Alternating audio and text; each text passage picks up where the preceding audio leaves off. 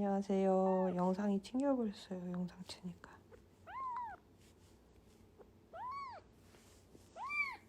이렇게 기울여진 각도로 먹일 수 있어서 되게 편했고요.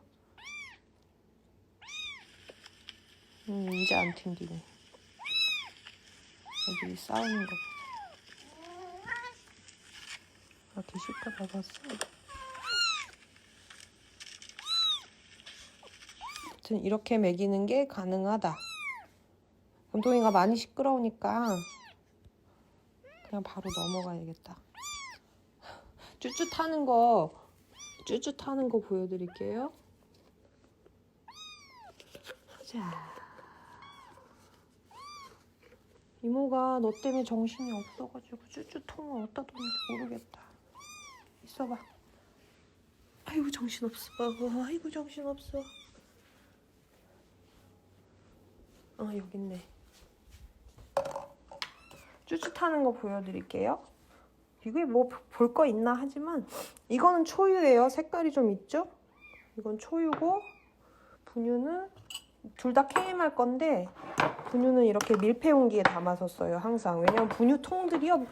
뚜껑이 다 부실해요. 습기가 엄청 차거든요. 그래갖고 저는 이게 영양가가 좀 많은 거라 산패가 되기 쉽다고 생각하거든요. 그래서 항상 밀폐 용기에다 옮겨 담아 버립니다. 옮겨 담아 놓고 실제로 분유는 많이 남아요. 그렇게 막 많이 안 씁니다, 사실. 자, 물을 담고요. 조금만 타놓을 거예요. 조금만 타놓고 그거를 담아놓고서 덜어서 쓰거든요. 애기 엄마들이 뭐 여러 가지 팁이라고 알려준 게 물을 먼저 붓고 가루를 붓는 게 덜 뭉친다 뭐 이런 얘기가 있어서 저도 그렇게 따라합니다. 근데 이게 그렇게 생각처럼 잘 풀리지가 않아요. 잘 풀리지 않기 때문에 저는 이걸 끝까지 풀 때까지 시간을 뜸을 들이는 게 아니라 적당히 뜨거운 물에 젓다가 자, 요거 이유식 용기예요. 글라스락 원형으로 항상 사세요. 그게 편해요. 원형으로 이게 150ml 들어가는 거예요. 150ml 들어가는 건데 이거를 뭐 두세 개 정도만 갖고 있어도 되는데 분유 농도는 취향껏 하세요. 막 어떻게 뭐 정해진 뚜껑에 정해진 게 있긴 한데 애들마다 또 달라요. 진하게 타면 설사하는 애들이 있고요. 묽으면 배가 빨리 꺼져서 힘들어하는 애들이 있어요. 그러니까 적당히 저는 금동이한테 맞춥니다. 괜찮네요. 조금만 더 탈까?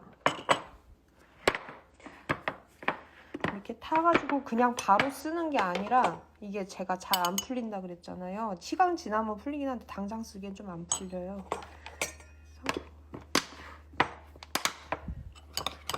일단 탈 때는 잘 풀리게 뜨거운 물에다가 타서 그냥 젖병으로 바로 다이렉트가 아니고 채반, 이렇게 작은 채반, 고운 채반이 있어요. 싸요. 채반에 걸읍니다. 그러면 덩어리는 걸러지죠? 덩어리가 있으면 애들 설사하기도 쉽고 아유 다 흘렸구만.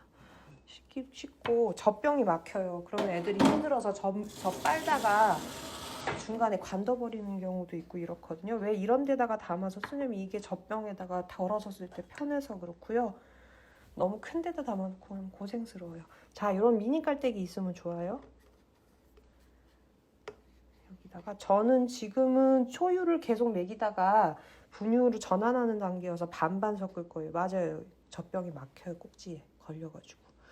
그래서 미리수 보이게 이렇게 보고서 아기가 먹는 미리수만큼 저는 합니다. 약간 여유를 두는 경우도 있고요. 지금은 30ml 담을 거고요. 점점 분유 비율을 늘려갈 겁니다. 초유만 먹다가 분유를 섞어 먹기 시작한 거예요. 그리고 초유를 조금 섞습니다. 흘린 꼬라지 보세요. 손 꼬라지 봐라.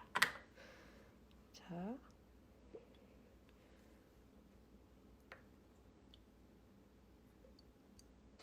30cc.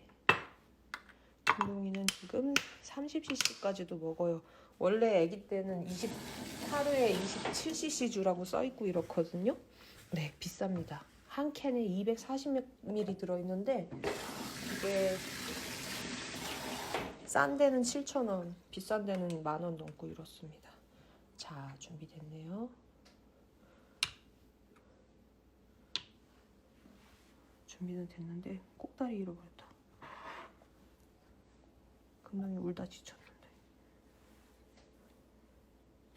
이거 아닌데 이거 다시 빼자겠네. 이건가 보다. 그리고 그럼 데우는 건 어떻게 되냐? 온도는 어떻게 맞추냐? 지금은 차갑거든요.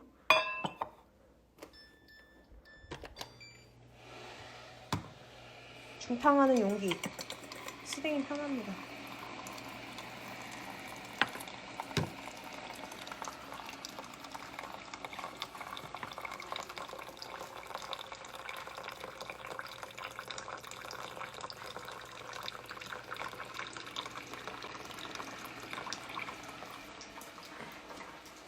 부엌이 엉망이지.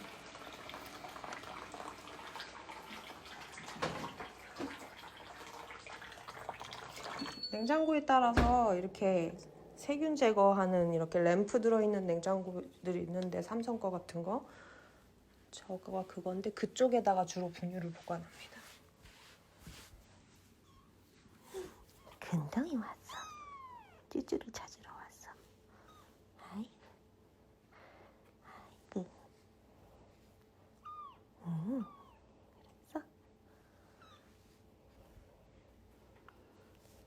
아무튼 이렇게 쭈쭈를 뜨거운 물에다가 이렇게 담가서 계속 흔들어요. 섞이게 하고. 그래 빨리 되고 잘 섞여. 그리고 덜 풀린 분유가 있다면 조금이라도 풀어지라고 이렇게 해놓습니다. 요거 쓸 수 있는 단계가 얼른 오면 좋겠는데 그 전에 유식할 것 같아요.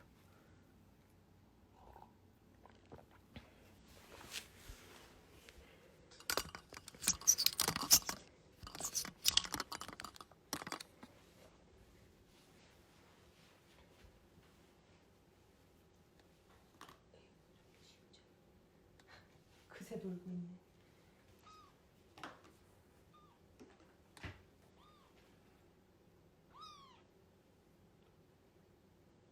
아무튼 중요한 거 또 하나 있어요.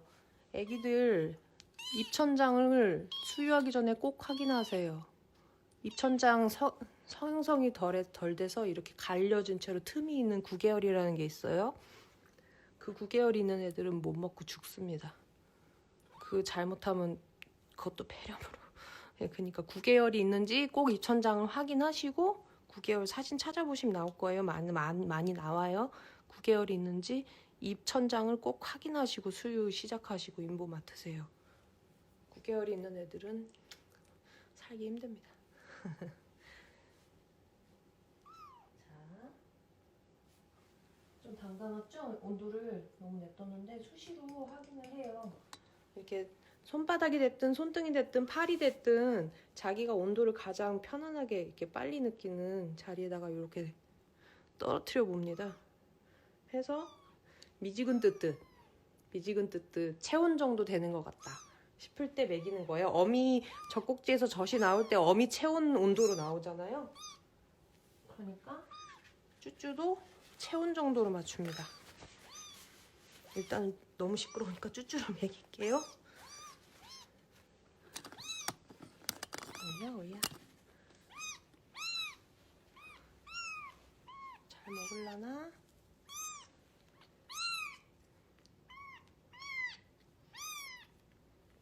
그리고 먹을 때는 양손을 받쳐주는 게 애들이 편안하게 먹어요.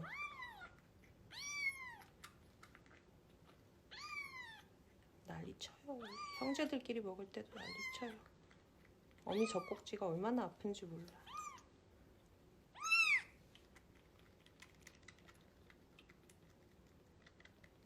이렇게 해서 손이랑 다 받쳐줬죠 지금. 여기도 제가 금동이 앞발 다 잡고 있습니다. 잘 들어가고 있죠. 젖병이 이렇게 줄었는데 제가 누른 거 아니에요. 얘가 빨아들여서 압력 때문에 그런 거예요. 살짝 누르는데 콱 누르면 안 돼요. 왈칵칵 목구멍 기도로 넘어가니까요. 애가 빨아들이는 거 보면서 살살 그냥 도와준다 생각하고 하면 돼요. 애가 꼴깍꼴깍 삼키는 소리가 나요. 그걸 보면서 너무 압이 세면 애가 빨기 힘들어하니까 한번 풀어줍니다. 근데 이러면 그만 먹는 놈들이 있어요. 금동이는 오늘 잘 먹을라나? 배가 불러져 버렸나? 망할 떼지 말걸. 퇴퇴할 겁니까? 퇴퇴할 거랍니다. 이러면 대부분 그만 먹겠다는 뜻이에요. 그럼 그만 줍니다. 그냥 억지로 먹이다가 괜히 오인성 폐렴으로 가는 것보다 차라리 내가 이따 한 번 더 하면 된다. 한 번만 더. 알았어. 내가 이따 한 번 더 한다 생각하고 과유불급입니다. 진짜로. 어쨌든 애는 빵빵하거든요. 빵빵합니다. 너무 빵빵한 거 제가 좋아하진 않아요. 어미 있는 애들은 이렇게 빵빵해지질 않아요. 수시로 먹고 그러기 때문에. 자, 아무튼 쭈쭈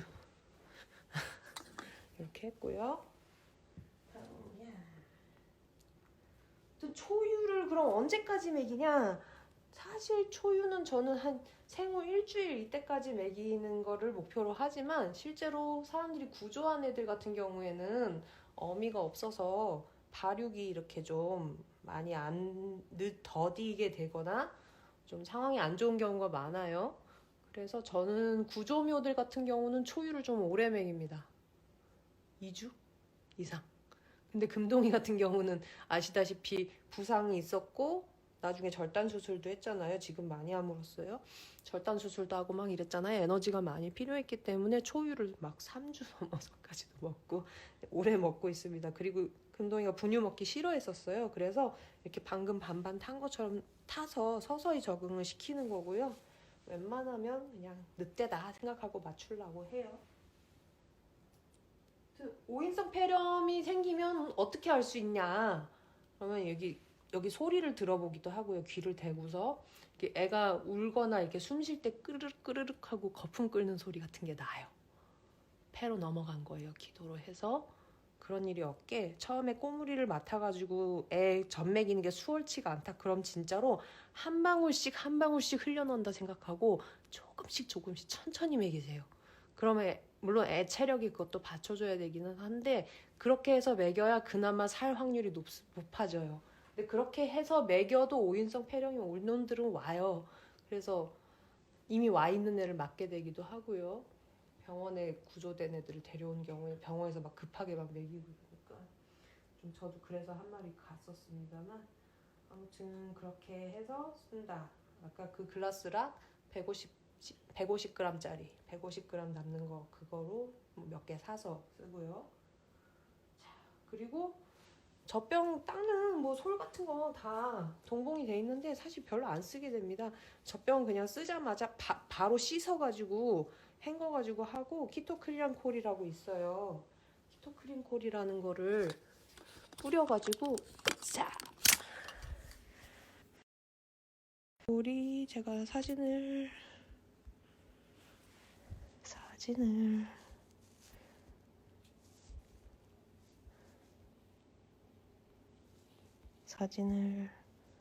너무 많이 저장해놔서 정작 중요한 사진을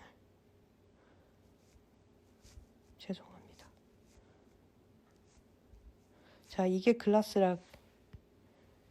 글라스락입니다. 요 동그란 거 원형 용기 아까 본 거 있죠? 그걸로 사시는 거예요. 이런 네모난 거 말고요. 그리고 초유입니다. 이런 데선 비싸요. 근데 분유는 거의 3만 원 해요, 요즘. 밑에 초유, 캔에 든 게 초유예요. 2개 16,900원에 괜찮게 샀었는데 제가 몇 번 샀더니 가격을 2만 원으로 올려버리더라고요. 재수없어, 그쵸? 그렇습니다. 질문이 접시에 코 박고 먹는 거 이따 이유식 적응 때 보여드릴게요. 쉽진 않아요. 쉽진 않은데 그렇습니다. 그리고 이제 배변 유도로 넘어갈까요? 배변 유도. 어차피 금동이 배변 유도 지금 해야 되잖아요. 원래 먹이기 전에 배변 유도 하는데 지금 애가 너무 울어가지고 제가 미리 먹인 거고요. 배변 유도를 항상 먹이기 전에 먼저 해요. 왜냐면은 뱃속에 오줌이랑 똥이 들어있어가지고 이렇게 압박감이 느껴질 때는 쭈쭈를 먹이면요 좀 냉길 때가 많아요. 먹고 싶은 만큼 못 먹을 때가 있어요. 그러니까 쭈쭈 먹이기 전에 항상 배변 유도를 하고서 저는 쭈쭈를 먹이기 시작합니다. 잠깐만요. 이제 배변 유도 설명드릴게요. 배변 유도 하는데 똥꼬 헐어버리는 애들 되게 많아요. 금동이도 실제로 헐었었는데 얘는 왜 좀 헐기가 쉬웠냐면 배변을 한 상태에서 발견이 됐어요. 어미가 닦아주지 않은 상태로. 그래서 똥 싼 게요. 이 꼬리랑 똥꼬 안에 있는 점막이랑 같이 해서 딱딱하게 돌처럼 굳어 있었어요. 그리고 그거를 물로 이렇게 불리면서 계속 이렇게 해갖고 떼내고 나니까 이게 똥이 너무 오랫동안 이렇게 말라붙어 있었으니까 똥독이 올라요, 그러면. 그래갖고 안에 있는 점막이 닫혀서 피가 나 있는 상태였었어요. 그래가지고 뭘 사느냐. 보습 티슈. 크리넥스 이런 거 보습 티슈 있죠? 그러니까 미용 티슈 중에 좀 좋은 거 있죠? 좀 좋은 거를 사면 휴지가 되게 표면이 부드러워요. 그래가지고 웬만하면 보습 티슈를 사서 그걸로 배변 유도를 하시자. 그리고 두 번째로 건티슈입니다. 건티슈 이건 저 소프트메이트 건데 건티슈가 뭐냐? 우리가 물티슈 사서 쓰잖아요. 그거의 원단 있죠? 이렇게 물이 안 묻은 상태의 물티슈. 물을 묻기 전, 소분이 되기 전 상태 이렇게 벌크로 팔아요. 이런 거를 사서 써요. 애기 엄마들 하는 거 참고하면 좋댔잖아요. 애기 엄마들이 물티슈 성분을 따지다가 안 좋은 성분이 없는 물티슈가 없는 거예요. 그래서 이렇게 원단을 사서 물을 적셔서 바로바로 쓰는 엄마들이 있어요. 그거 보고 저도 고양이들한테 항상 건티슈를 씁니다. 물티슈 안 사요. 그래서 이걸 왜 보여드리냐? 자, 쉬어놓을게요. 쉬어놓기 할 때는 꼬리 들고 똥꼬랑 고추 같이 잡고요. 딱 닿게 하고 대자마자 싸네. 아이고 얘 급했구나. 얘 미안하다. 네가 잤잖아. 얘 난리 났습니다. 홍수 났어. 여기 홍수 났어요. 금동아! 어머 공중에 쏘네 막. 죄송합니다. 배변유도를 하고서 쭈쭈를 먹였어야 되는데 이렇게 딱 된 상태로 요렇게 문질러요. 혹은 요렇게 눌러요. 톡톡톡톡. 똥도 싸네요. 똥꼬랑 같이 했더니 자극이 돼서 똥도 나오죠. 세상에 금동아 굿잡. 튜토리얼 하는 거야? 자, 바로바로 뽑아서 써야 되기 때문에 또 티슈가 편한 점이 있죠. 보습 티슈. 몸에 똥 많이 나와. 해서 똥이 마저 잘 나오게 이렇게. 똥이 나올 때는 문지르지 않죠, 사실. 주변에 다 똥칠하게 돼. 아주 잘하고 있어요, 금동이. 어차피 묻긴 묻어요. 근데 건티슈가 있으니까 그거 보여드리면서. 휴지통 항상 옆에 있어야 돼요. 저는 그냥 쓰레기 봉지 놔뒀는데 왜 똥이 계속 나와. 똥 누면서 어딜 전진하는 거야 진짜. 자, 이렇게 했는데 지금 똥꼬 보면은 더럽잖아요, 주변이. 그래서 건티슈를 두세 장, 두 장이나 세 장이나, 두 장이면 되겠어요 지금은. 아까 중탕하던 물 있죠? 중탕하던 물에 살짝 담그고 흥건한 상태까지 짭니다. 스푼이 그냥 짜요. 짜고 온도 잘 보세요. 체온 정도. 너무 뜨거우면 살짝 식힙니다. 건티슈가 성분 걱정을 안 해도 되는 대신 바로바로 뽑아서 쓰는 그런 건 안 되는 거죠. 근데 저는 이쪽을 더 선호합니다. 왜냐하면 사람 애기 피부도 약해서 물티슈 성분 따지는데 동물은 또 얼마나 약해요. 그래서 이렇게 오줌이 또 나와. 죄송합니다.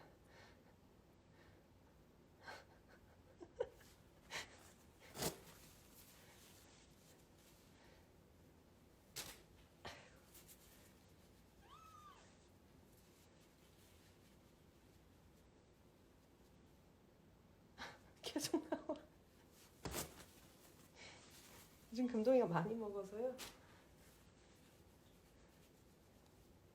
자, 이렇게 문질러서 피부에 마찰을 주는 게 아니라 그냥 꾹 누른 상태에서 자극을 준다. 이렇게 혹은 이렇게 누른다. 이렇게 해서 더 이상 안 나오네요, 그죠?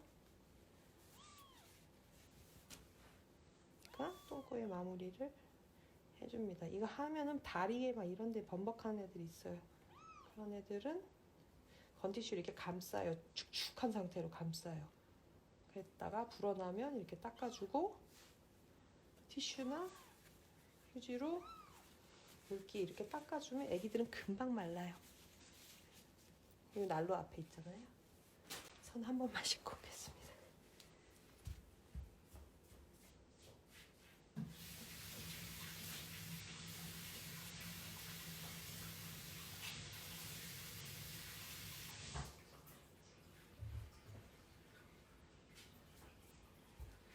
왜 싱크대까지 쫓아오는 거야?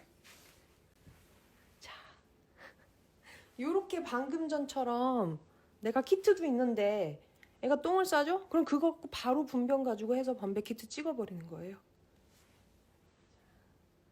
이렇게 건티슈랑 그리고 막 쓰는 휴지, 막 쓸 휴지도 갖고 있으면 좋아요. 사겹 티슈 이런 거 팔아요. 그게 좋아요. 아무튼 휴지는 두툼한 게 좋고 이렇게 보드라운 고급 티슈 하고 건티슈 물만 있으면 되는 그런 거를 씁니다. 자, 오늘 오줌 똥 다 보여줬어 우리 금동이. 패드를 쓰느냐 애기들을 데리고 있으면요, 제 러그 얼마 전에 상태 보셨겠지만 온통 똥범벅이에요. 패드 갖고는 너무 일회용품이 심하게 쓰게 돼서 저는 담요를 있잖아요. 되게 여러 개 이런 거 이렇게 양털 느낌 나는 그런 담요나 이거 아초항담 아그네스 초극세사 항균 담요 이런 거 혹은 뭐 저런 전기 갖고 돌아가는 그런 것도 쓰는데요. 중요한 건요, 예뻐야 돼요. 감촉이 좋고 따뜻하고 어미 털 느낌 조금이라도 더 가깝게 나면 좋은데 무조건 예쁜 거 사세요. 왜냐? 그리고 나만의 취향 말고요. 모두가 봐도 예쁜 거 사세요. 왜냐? 사진을 수지로 찍는데 그게 어느 게 입양 사진으로 쓰일지 모르거든요. 그러니까 항상 배경이 예뻐야 돼요.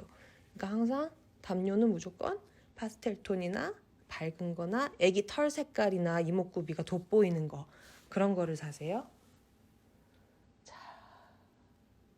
배뇨는 언제 하느냐? 애기 깰 때마다 하세요. 오줌은 애기 깰 때마다 누이세요. 그냥 애기가 깼다 그러면 무조건 빨리빨리 쉬놓게 합니다. 수시로. 왜냐하면 제가 아까 방광 때문에 장기가 눌린다 그랬잖아요. 그래갖고 잘 못 먹기도 하고요. 똥 안 싸면 그래서 안 먹기도 하고 좀 그러기 때문에 무조건 배뇨는 수시로 합니다. 담요는 무조건 예쁜 거 사야 돼요. 저는 평소에 이런 거나 러그 살 때 있죠. 항상 임보하는 애들 배경으로 쓰이기에 괜찮은지를 고려를 해요.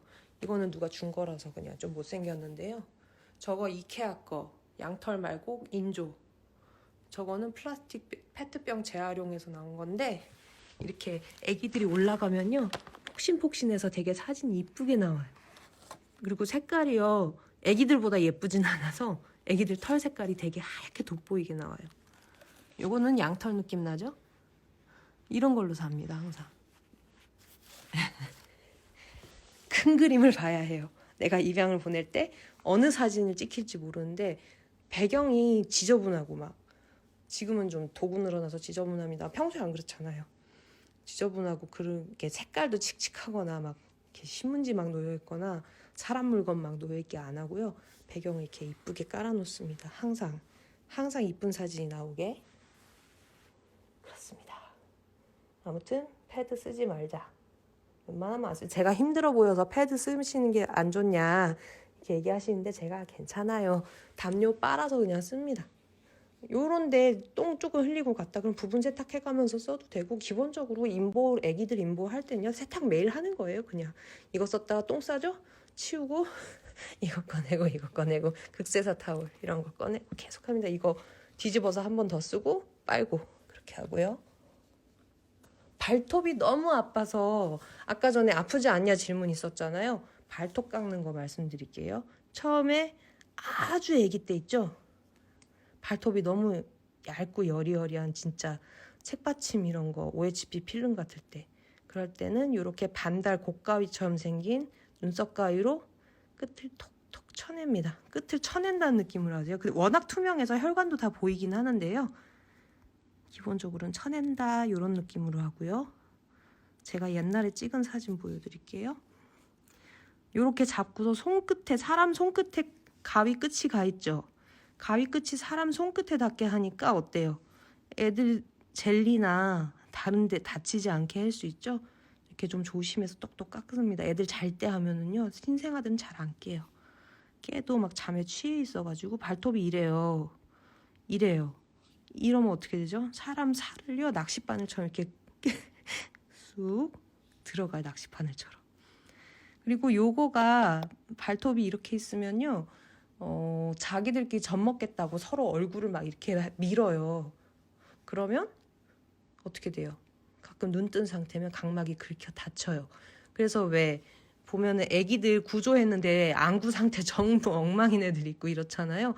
허피스 때문에 그런 경우도 있지만 기본적으로 허피스도요. 외상이 생기면 더 잘 올라오거든요.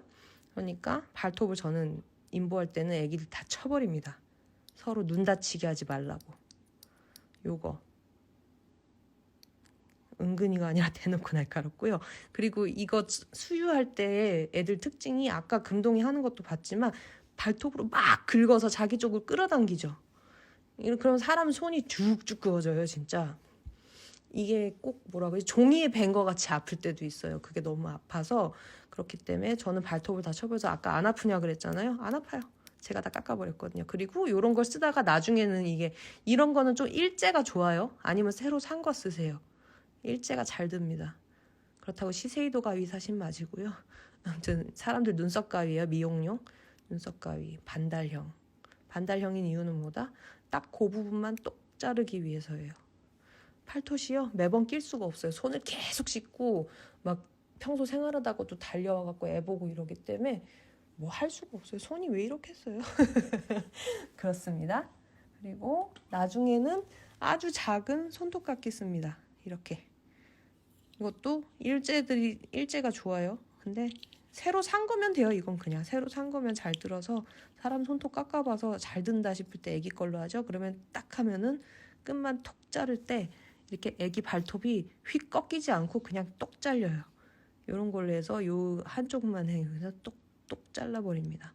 그렇게 해서 혈관 바로 앞에까지 똑 끊어도 며칠이면 다 또 자라요. 그렇기 때문에 그냥 계속 깎는 거예요. 잘 때. 계속 깎아요. 그래서 저는 인보하시는 분들 중에 초보분들 있죠. 애기들 인보하시는 초보분들은 손이 엉망진창이에요. 실금이 쫙쫙 가 있어요. 빨갛게. 저는 안 그렇죠. 갈라 터지면 갈라 터졌지. 지 아토피 때문에 고생을 할지언정. 금 하나도 없죠? 안 다쳤다는 얘기입니다. 요거 사시면 좋다.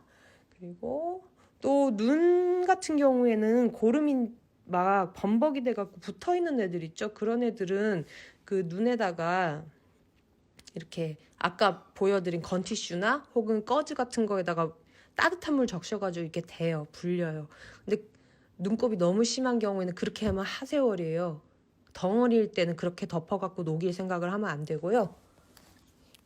요런 눈곱빗이라는 거 있어요. 그거 가지고서 이렇게 빗어가지고 이렇게 싫어하네. 빗어가지고요.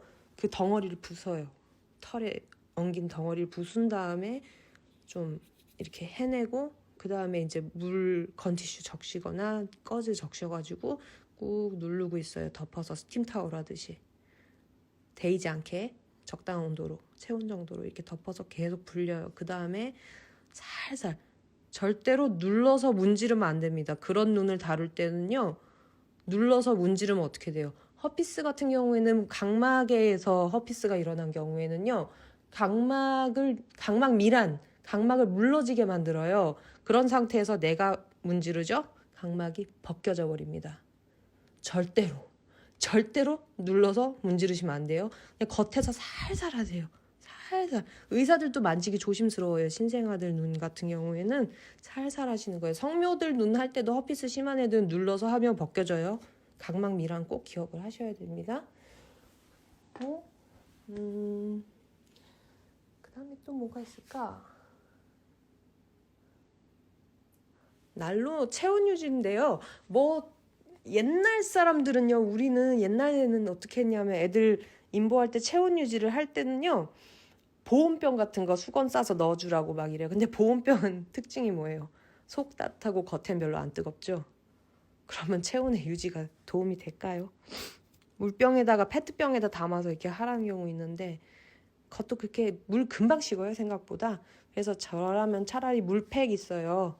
파슈 이런 거 물팩 같은 거 쓰거나 아니면 아예 그냥 아싸라게 난로 틉니다. 난로를 살 때는요, 내가 만져도 화상 입지 않을 것, 애들이 만져도 화상 입지 않을 것, 그리고 습도나 이런 거 떨어뜨리지 않는 그런 난로를 쓰세요. 이건 조금 비쌉니다. 제가 누진세 때려 맞아갖고 요번에 전기세가 이번 달에 금동이 때문에 난로 때다가 31만 5천 원 나왔는데요. 전기세가 한 달이. 아무튼 그래도 어쨌든 애기가 감기 들면은 병원비가 더 들죠. 그러니까 난로 투자를 했습니다. 원래 있던 거예요. 농담이고. 아무튼 그렇고, 자, 또 뭐가 있을까? 애기를요 항상 이렇게 풀어놓는 게 아니에요. 금동이처럼 나중에 이렇게 돌아다니는 애들 있죠? 심하게 돌아다니는 애들, 그런 경우에는 사람이 돌아다니면서 밟을 수도 있습니다. 발밑을 항상 조심해야 돼요. 근데 정말 어떻게도 안 되고 내가 잠깐 자리를 떠야 된다, 그때 어떻게 하느냐, 이동장에 잠깐 넣어놓습니다. 케이지 이동장에 잠깐 넣어놔요. 웬만하면 윗뚜껑 열리는 리첼 캠핑 캐리 이런 게 좋아요. 이런 데다가 넣어놓고 볼일 봅니다. 그리고 얼른 설거지 같은 거 하고 와서 다시 애 꺼내서 데리고 있고, 또 일보러 잠깐 나가야 된다, 그럼 또 넣어놓고 이렇게 하고 나가요. 이렇게 생긴 리첼 캠핑 캐리도 있고요. 다른 것도 내가 봐놨는데, 이게 리첼 M 사이즈 이상 케이징 할 때 쓸 거는. 요 둥근 돔형도 있어요. 근데 이건 조금 M 사이즈보다 작아 보여요. 가격은 좀 내렸더군요. 색깔 한번 보세요. 진한 핑크 있고 연한 핑크 있고 이 찰색 있고 아이보리 있고 연보라색도 있죠. 뭘 사는 게 좋을까요? 이 브라운이라고 된 게 요거예요. 요런 색깔이나 아이보리색이나 그런 거 사야죠. 연보라색 이런 취향 특이하고 애들하고 안 어울리는 색은 안 사요. 여기에서 예쁜 사진이 찍히기도 합니다. 색깔 선택하거나 무늬 선택할 때, 모양 선택할 때 항상 애들하고 어울리는 거 고려하기. 오차.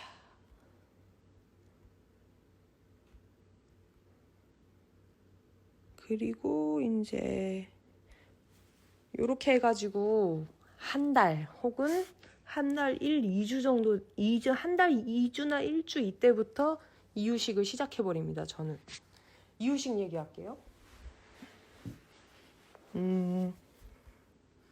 이유식을 뭘로 먹이냐? 첫째, 이유식 베이비캣 나온 거 좋은 거 있습니다. 여기 로얄캐닌 마더 앤 베이비캣 이렇게 써있죠.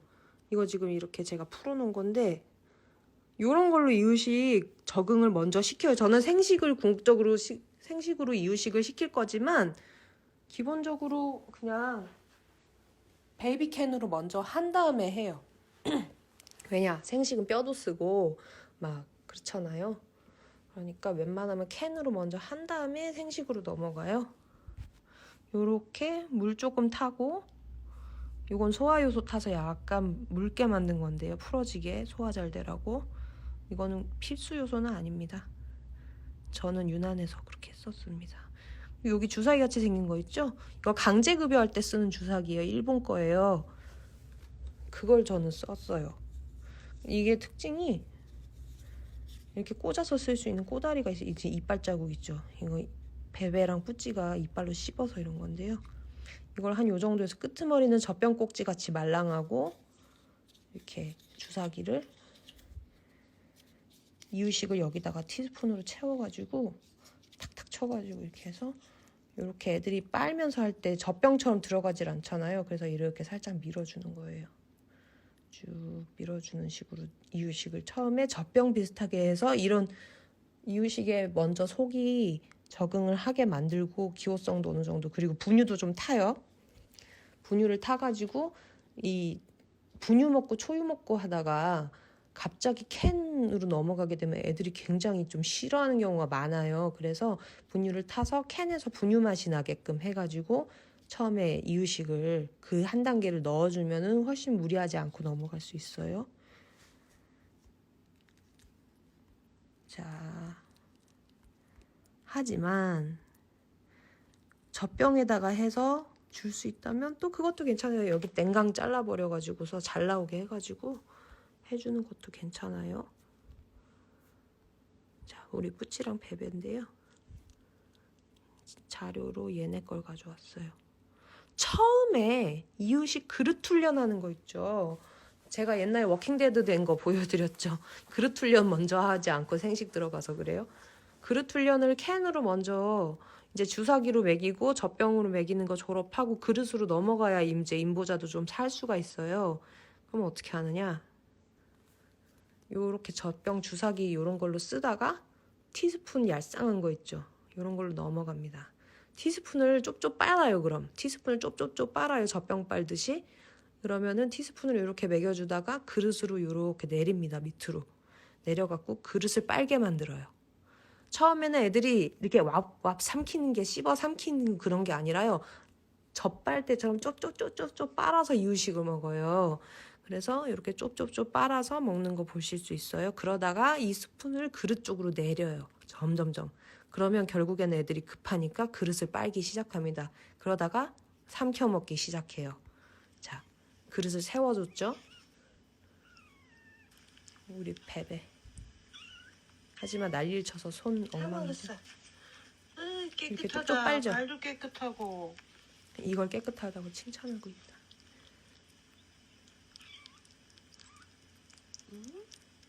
누나는 진즉 배워갖고 깨끗하게 먹었죠. 동생이 조금 늦었어요. 고집 부리느라고.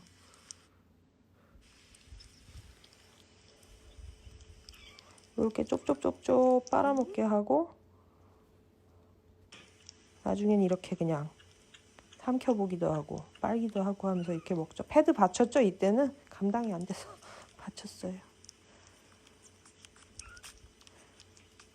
이렇게 핥기도 하면서 이렇게 하면서 고형의 음식을 잘 먹게 되죠. 그러면 이제 베이비캔 같은 무스캔 말고도 다른 거 이렇게 줘볼 수 있어요. 누나는 좀 빨리 했다 그랬잖아요. 베베가 이러고 있을 때 누나는 뭐 먹고 있었는지 알아요? 닭가슴살 잘게 썰은 거 있죠. 잘게 다진 거. 그걸 이렇게 덩어리를 닭가슴살 다져갖고 덩어리를 익히게 하는 거예요. 잘 먹죠.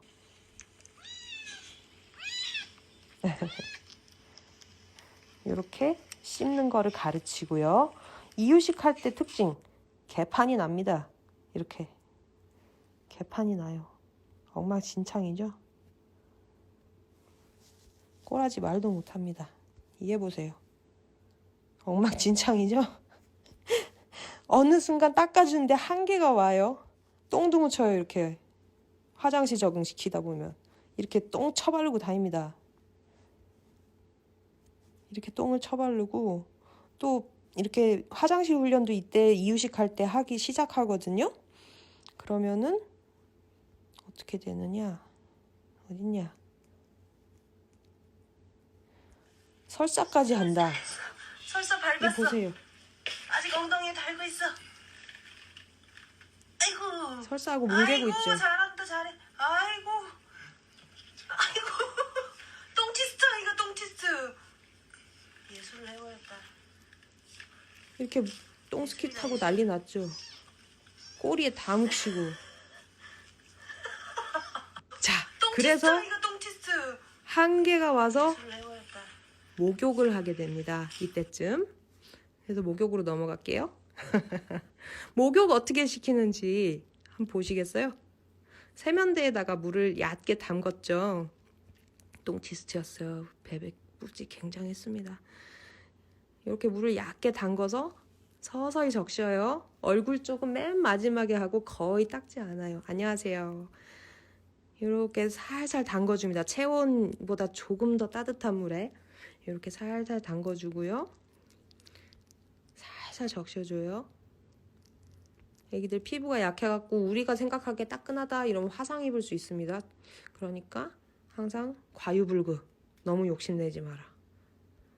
그리고 난로도 틀어주고 한 목욕시키는 거 보실게요.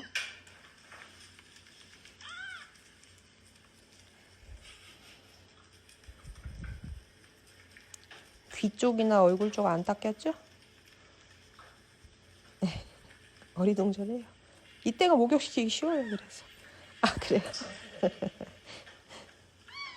요렇게 거품 살살살살. 오랫동안 하지 않아요. 애기 피부에 빈누나 샴푸 오랫동안 닿는 거 좋지 않아요.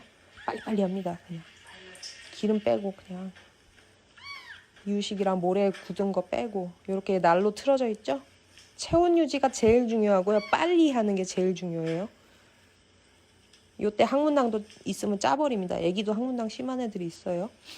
목욕할 때 해버립니다. 그냥 그렇게 해서 이쁘게 헹궈서 깨끗해진 모습. 요렇게 깨끗해지죠. 그리고 다음 끼니 이유식을 먹으면 또 이렇게 됩니다. 좀 건티슈 적셔서 버티다가 또 이제 너무 심하면 닦이는데 애기 때 목욕 많이 안 시켜요. 임보한 애들 왜 그럴까요? 왜 많이 안 시킬까요? 냄새가 나도 버티는 이유가 뭘까요? 체온 때문에? 체온은 잘 지키면 지켜집니다. 방금 전에 빨리빨리 하면 된다고 했잖아요. 털도 금방 마르고요. 왜 그러냐? 자꾸 적시면 안 돼요. 애기들. 입양 가야 하는 애들 절대 많이 적시지 마세요. 왜냐? 곰팡이가 정말 잘생겨요. 면역력이 약한 편이잖아요. 곰팡이는 상재균이에요. 집안 어디에서든 있고 그게 애들한테 언제 감염될지 몰라요. 그리고 자기가 가지고 있다가 면역력이 약해지면 빵 하고 땜빵 생기기 시작하죠. 곰팡이 걸린 게 아니라 그냥 그게 올라온 겁니다. 그래서 그렇게 곰팡이가 생기죠. 곰팡이 생기면 어떻게 돼요? 치료하는데 최소 1달에서 2달 걸려. 그럼 어떻게 돼요? 애기들 입양 시기 놓치죠. 그럼 어떻게 되죠? 꼴뚜기가 돼서 입양 전선에 높은 순위에서 밀려납니다. 시기도 놓치고요. 집에 있던 기존 애들 다 옮아버리기도 하고요. 그리고 관리가 잘 안 되는 집 같은 경우에는 오래 끓어요. 제가 청카라 하지 말라고 맨날 얘기하거든요. 곰팡이 걸린 애한테 부직포카라나 행주카라 해주지 말라고 제발. 천에 더 포자가 잘 달라붙고요. 더 잘 퍼져요. 그래서 항상 곰팡이 치료할 때는 플라스틱 카라 쓰라고 아무리 불쌍해도 플라스틱 카라 써서 그거 계속 소독하라고 락스로 얘기를 하거든요. 청카라 쓰지 말고 곰팡이 걸리게끔 괜히 닦아주다가 곰팡이 걸리게끔 하지 말고 그런데도 곰팡이가 걸렸다! 그럼 뭐 씁니까? 제가 전에 트위터에 한번 썼었죠? 라미실 원스, 터비뉴 원스 이건 짝퉁 같은 그런 건데 라미실 원스 같은 거 씁니다. 뭐죠 이거? 무좀약이에요. 무좀약을 쓰면 어떡해요? 이럴 수 있어요. 우리가 병원에서 타오는 곰팡이 연고도 성분은 거의 비슷합니다. 이거는 좀 원스류는 다른데 또 자러 가시네. 원스류는 다른데 원스류는 좀 염산 테르나핀 이런 성분이고요. 이걸 왜 외우고 있지? 보통 우리가 곰팡이 먹는 약을 타오거나 병원에서 약을 타오거나 이러면 대부분이 케토코나졸이에요. 케토코나졸이라는 무좀 진균 잡는 진균제예요. 진균이거든요. 무좀이나 곰팡이성 피부병이나 이거 다 진균이고 똑같이 무좀이에요. 그러니까 이것도 씁니다. 이걸 왜 원스를 쓰느냐? 이걸 딱 바르죠? 겔같이 이렇게 투명해요. 이렇게 싹 도포되면서 얇은 막을 형성해요. 그리고 곰팡이 자위 그 부위 자체 차폐해버립니다. 그리고 한 번만 하면 돼요. 많아도 2번 이상 그 부위에 바를 일이 없어요. 그래서 애들이 특별히 이 성분에 알러지가 있는 게 아닌 이상 이걸로 빠르게 잡아버리세요. 초당히 잡죠? 그러면은 곰팡이 때문에 입양시기 놓치는 일 일어나지 않습니다. 근데 초장에 안 잡고 멍청하게 죄송합니다. 멍청하게 부직포 카라 같은 거 씌워서 곰팡이 포자 온몸에 퍼뜨려주고 있고 막 흐지부지 이렇게 소독 잘 못하고 뭐 이러죠? 그러면은 뭐 4개월, 5개월 돼서 입양 가는 거예요. 2개월 때 갈 수 있던 애가. 그러면 안 되죠. 그때는 제가 뭐다? 꼴뚜기다. 꼴뚜기가 돼 있다. 몸이 불균형하게 여기저기 자라고 있느라 그렇게 못생길 수가 없어요. 살도 잘 안 쪘고 얼굴도 광대뼈 막 붉어져가지고 있고 이래요. 청소년묘 어떻게 생겼는지 다들 아시죠? 그 상태로 입양 홍보 아무리 해봐요. 얼마나 힘들어요. 물론 가려면 갈 수는 있죠. 하지만 뭐다? 제가 항상 얘기하는 거. 입양을 보내기 적기의 시기, 그 예쁜 시기는요. 임보자가 즐겨야 되는 시기가 아니에요. 입양자한테 줘야 되는 시기예요. 빨리 내가 보내가지고. 그걸 내가 끼고 있으면 안 돼요. 빨리 보내서 자기하고 평생 살 사람이 그 모습을 봐야 되는 거예요. 그러니까 이렇게 곰팡이 때문에 시기 놓치지 않게 적극적으로 원수로 잡읍시다. 라는 거. 그리고 애들이 외상이 있는 경우가 있어요.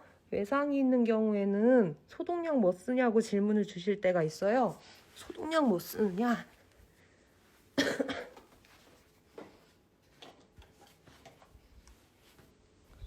약은 병원에서 소독약이라고 이렇게 핑크색 액체 담아주는 거 뭐죠? 클로르헥시딘이라고 헥사메딘이라고 우리가 부른 클로르헥시딘 성분 희석약을 주시는 거거든요. 근데 이거는요. FDA에서 영유아에 대한 사망이라던가 이런 사고 때문에 경고를 한 성분이에요. 그렇기 때문에 이건 좀 신중하게 쓰시자. 그리고 소독약 중에 사실 우리가 수술할 때도 쓰는 요오드 팅크류, 포비딘 이거 쓰는 게 좋은데요. 문제는 물이 들 때가 있어요. 하지만 어쨌든 금동이는 이거 썼습니다. 왜냐? 꼬리를 절단했잖아요. 그래서 그런 데는 이거 썼어요. 이거는 조금 신중하게 쓰시자. 애가 피부에 이상한 발진이 일어나거나 알러지 반응이 일어난 것 같다. 그럼 바로 중단하세요. 아무튼 이거가 순하다고들 많이 잘못 알고 계신데 순한 거는 아니고요. 여기저기 입안에도 쓰고 뭐 이렇게 막 쓰고 이러니까 순하다고 알려져 있는데 순하다기보다 뭐랄까요? 만만합니다. 아무튼 소독약은 이런 거 씁니다. 그리고 만약에 간단하게 이렇게 외상에 쓰는 항생제 악령고가 같은 게 필요하다.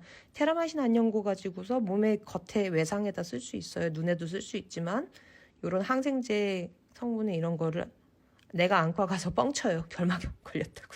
막 뻥치고 이런 식으로 막 난리를 쳐서 선생님한테 주세요 그냥 이래갖고 받아오기도 합니다. 이게 한번 단종됐었는데 이렇습니다. 자, 또 아이고 이유식도 했고 이유식 할 때 잘못된 거 하나 있어요. 이유식 할 때 건사료를 불려 먹이는 분들이 있어요. 저도 했었어요. 몰라서. 건사료 불려 먹이는 거 절대 하지 마세요. 입맛에도 안 좋고요. 더러워요. 더럽다고 이렇게 얘기하면 상처받는 분들 있을지도. 저도 했다고 얘기했죠. 세균 번식이 진짜 잘 됩니다. 건사료를 따뜻한 물에 불리고 이러면요. 그리고 불리는 동안 시간이 계속 지체되잖아요. 세균이 계속 번식해요. 근데 얘네들 면역력이 강한가요? 아니요. 면역력을 몸에서 써야 하는데 먹은 것들을 안전하게 이렇게 막 살균하는 데다가 면역력을 쓰지 않게끔 건사료 불려 먹이는 거 하지 마시고 아까 보여드렸던 것처럼 베이비캣 캔 이런 거 쓰시는 게 좋아요. 더러워요. 근데 정말 사실이잖아요. 자, 마더앤 베이비캔 이렇게 나와 있죠? 이거는 처방캔 싸게 파는 업자한테나 이런 데 업체에서 사면은 굉장히 좀 인터넷에서 사는 것보다 저렴할 때도 있고 이러니까 좀 알아보시고요. 아까 그 휴지 사겹 있죠? 저는 사겹 휴지를 쓴 뒤로 삼겹 휴지를 못 쓰게 되었습니다. 이게 엄청 좋은 건 아니고 좀 거친 편인데도 이 두께 때문에 그렇습니다. 테라마신 안연고, 옥시테트라타이클린 염산연 이런 겁니다. 항생제 연고예요. 자, 또 뭐 있을까? 이유식 수저를 막 씹는데 이빨 상할까봐 이런 거 쓰기도 합니다. 이유식 스푼이요. 리첼 건데 분홍색 쓰세요. 저 연두색이나 노란색은 앞에가 너무 넓어요. 이거 나중에 성묘한테도 쓸 수 있습니다. 자, 또 뭐 있을까?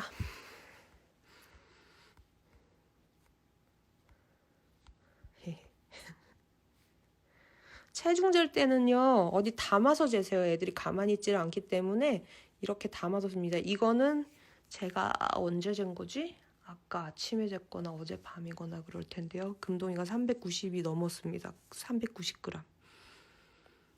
390g 넘었어요. 그리고 카야, 금동이 애미가 저한테 밥 달라고 쪼르는 장면입니다. 질문이 없네요. 제가 너무 자세히 얘기했나요? 준비한 내용이 거의 다 돼갑니다, 이제. 물 한 잔 마시고요.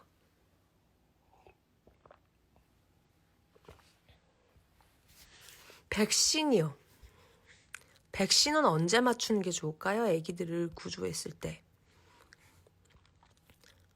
백신을 언제 맞출까요? 어미한테 초유를 먹고 찌찌를 먹은 애들은요, 모체 항체가 자기 아기들한테 옮겨와요. 모체 이행 항체예요, 그게. 모체 이행 항체가 언제까지 가느냐에 대해서는 조금 의견이 분분합니다. 2개월까지는 간다. 혹은 1개월 반까지 간다는 사람도 있고요. 2개월 반 봅니다, 저는. 2개월 반까지 간다. 그 다음에 어떻게 돼요? 없어져요. 모체가 주는 항체는 존재하다가 사라집니다. 모체 이행 항체가 있는 아주 어린 새끼한테 백신을 놓으면 어떻게 되죠? 무력화돼요. 부딪혀버려요. 말짱 꽝입니다. 그럼 백신을 나중에 다시 해야 되거든요. 근데 백신은 아시다시피 부작용이라는 것도 있어요. 그렇기 때문에 괜히 상쇄되게 만들지 말고요. 백신은 모체 이행 항체가 충분히 역할을 하고 좀 사라지고 얼마 지나서 백신을 하세요. 그럼 대체 언제 백신을 하라는 거냐? 저는 3개월 이상 지났을 때 백신을 하라고 해요. 모체 이행 항체가 사라지고도 남았다 싶은 때에 그때 백신을 하라고 해요. 학자들은 언제 서로 의견이 다 분분하니까요. 그냥 아싸라게 3개월 이상일 때 백신을 하시라고 해요. 그때부터 백신을 시작하시는 거예요. 그리고 백신을 한 다음에는 항상 부작용이 있는지 쇼크가 오는 경우도 있어요. 그 자리가 백신 맞은 자리가 괴사하는 병도 있고요. 뭐 여러 가지 있어요. 이런 게 있는지 항상 체크합니다. 백신 어디다 놓죠? 피하에다 놓죠? 여기다 놓습니다, 주로.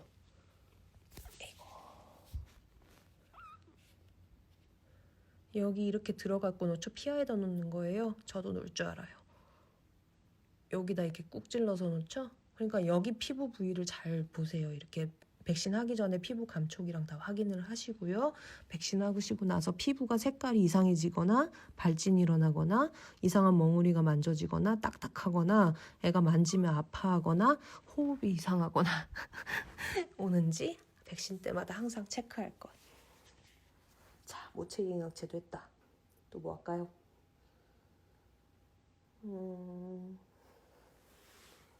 입양 홍보를 그럼 언제 하느냐?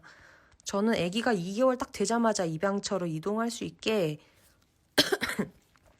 아기가 1개월 3주, 2주 이때부터 입양 홍보를 시작하시라고 해요. 그때부터 입양 홍보를 시작하셔서 아기가 딱 2개월이 맞춰지면 그냥 보내버리는 거죠. 2개월 되자마자 보내는 거예요. 그때 필요한 거 뭐다? USB. 그동안 아기에 대해서 엄청 사진을 찍었잖아요. 동영상까지 합치면은 저는 아기 한 마리 보낼 때 집안에서 같이 생활하는 경우에 너무 오랫동안 인보가 길어지면 50기가가 넘어가요. 그리고 대부분 평균 한 10에서 30기가 정도 사진을 드려요. 그래서 USB 되게 싸요, 이거. 9천 얼마, 8천 얼마, 6천 얼마 이래요. 여기다가 담아서 드립니다. 이걸 미리 담아놓고 입양해서 입양계약서 쓰고 가실 때 애기 성장기입니다 이러고 드리는 거예요. 그렇습니다. 이런 걸 주면 센스 있는 인보자다. 왜냐? 이게 애기 역사거든요. 인보자와 구조자와 인보자와 입양자는 때로는 언젠간 연락이 끊기기도 해요. 그래서 안녕하세요. 이렇게 애기 역사를 미리 전달을 해주질 않으면 영원히 그게 소실되기도 해요. 그 입양자분한테 전해지지 못하고. 그러니까 웬만하면 입양을 가는 날에 이걸 주시거나 나중에 붙여줘요. 이렇게 등기 같은 걸로. 그렇게 하고 있습니다. 2개월이요? 2개월이면요. 웬만하면 이유식 적응기도 끝났고 사료도 먹을 수 있고 생식도 먹을 수 있고 그런 상태면 집에서 돌보시면서 키우시기에 괜찮아요. 그래서 그냥 2개월 때 보냅니다. 그때 이렇게 이거랑 같이 들려서 보내죠.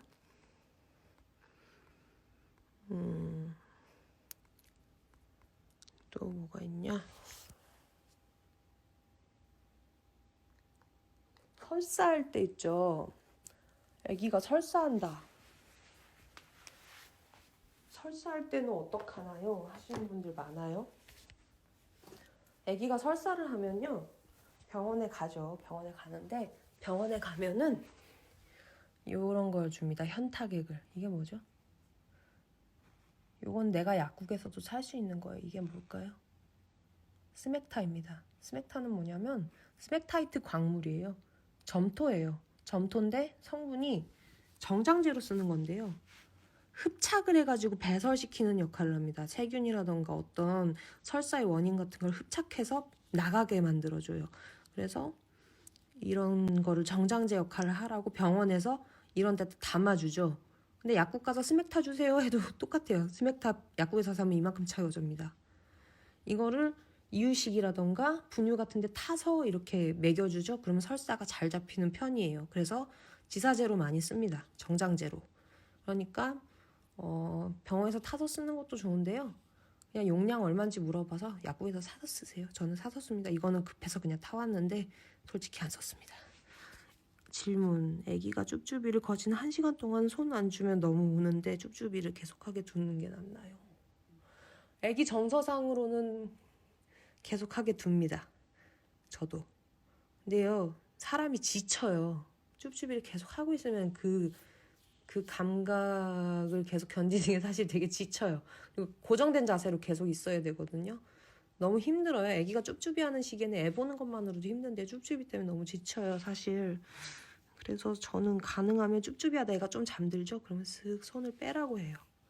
그리고 이런 걸로 덮어가지고 좀 약간 무게감이 있는 걸로 이렇게 덮어서 몸 꼭 싸줍니다.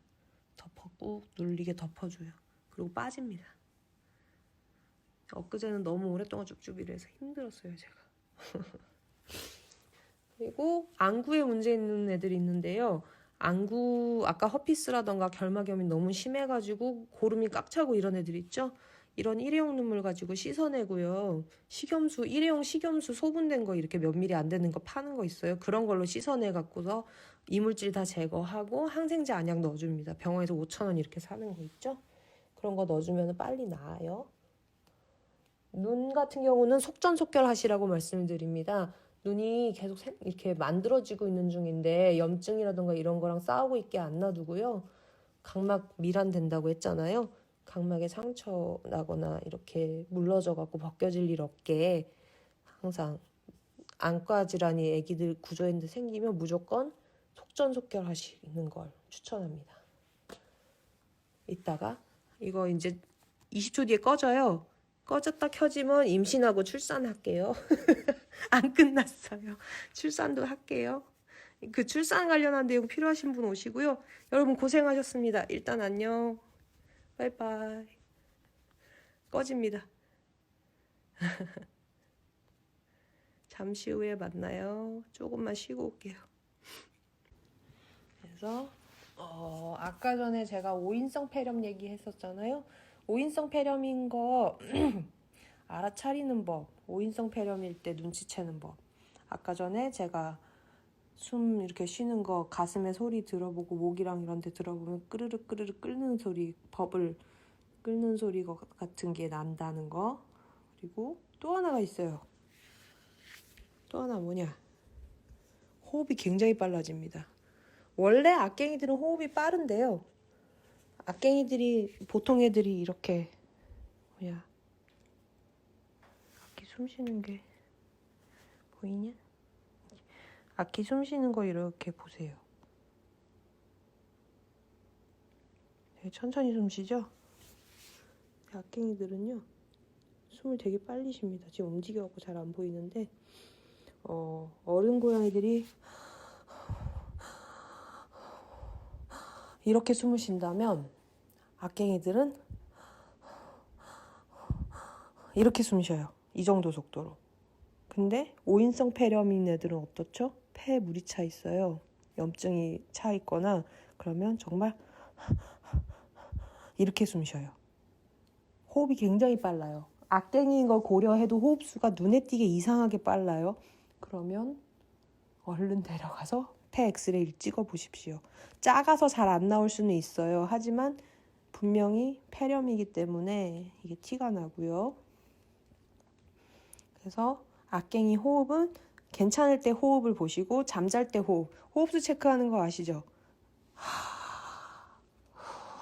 하면 이렇게 떴다가 쭉 가라앉죠. 호흡수 체크하는 법. 떴다가 가라앉아요. 이걸 1회로 쳐요. 이걸 1회로 칩니다. 그게 호흡수 1회예요. 내가 그거를 세기가 어려울 때는요. 동영상 있죠? 폰 동영상으로 찍어요, 얘를. 1분으로 딱 끊어서 찍는 거예요.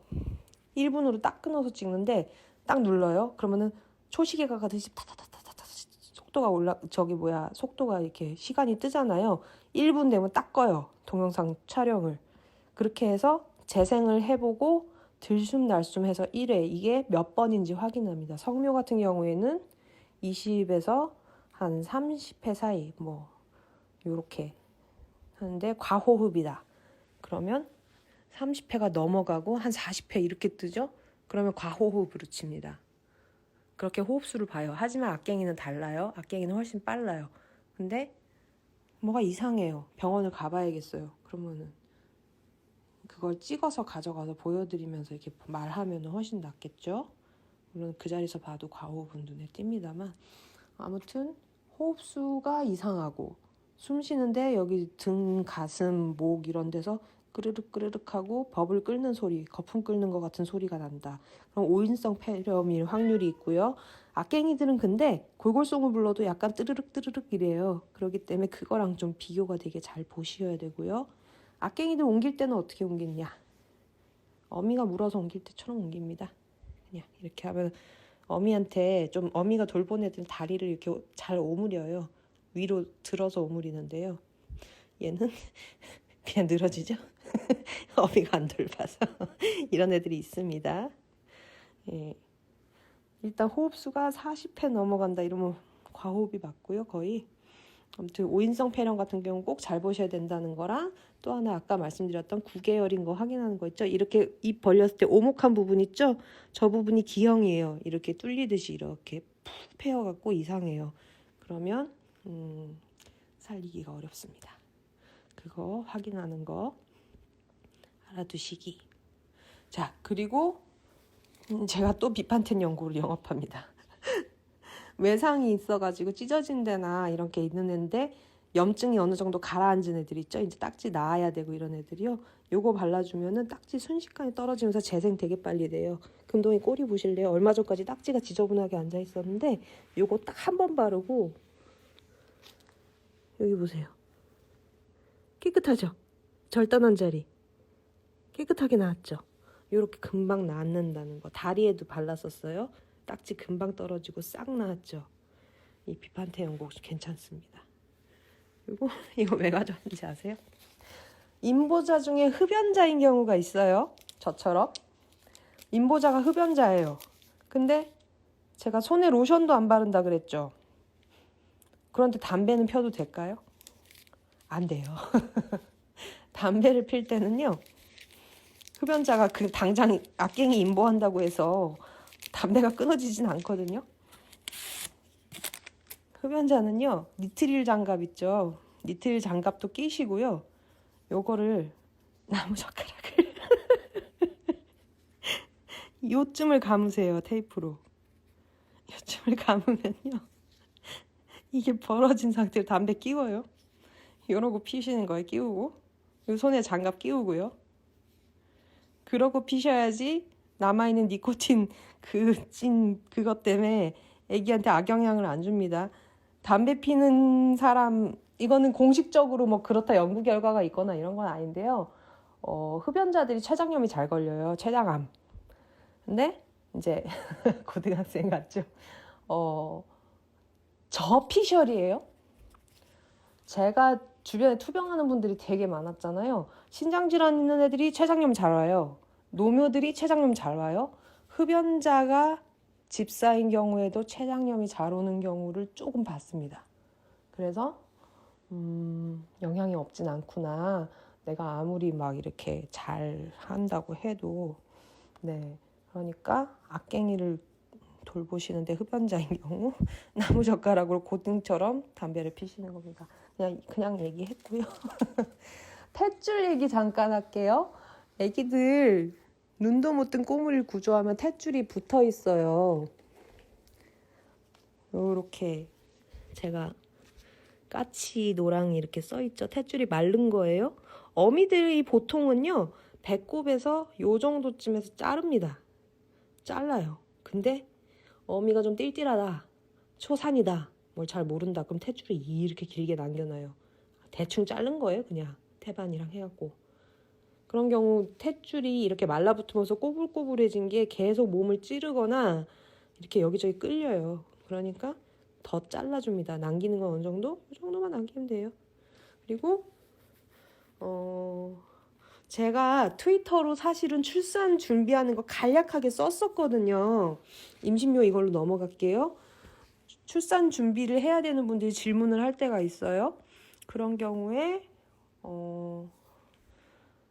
어떻게 준비를 해야 되는지 트위터에 잠깐 쓴 내용이 있어서 그거 보면서 설명을 드릴게요.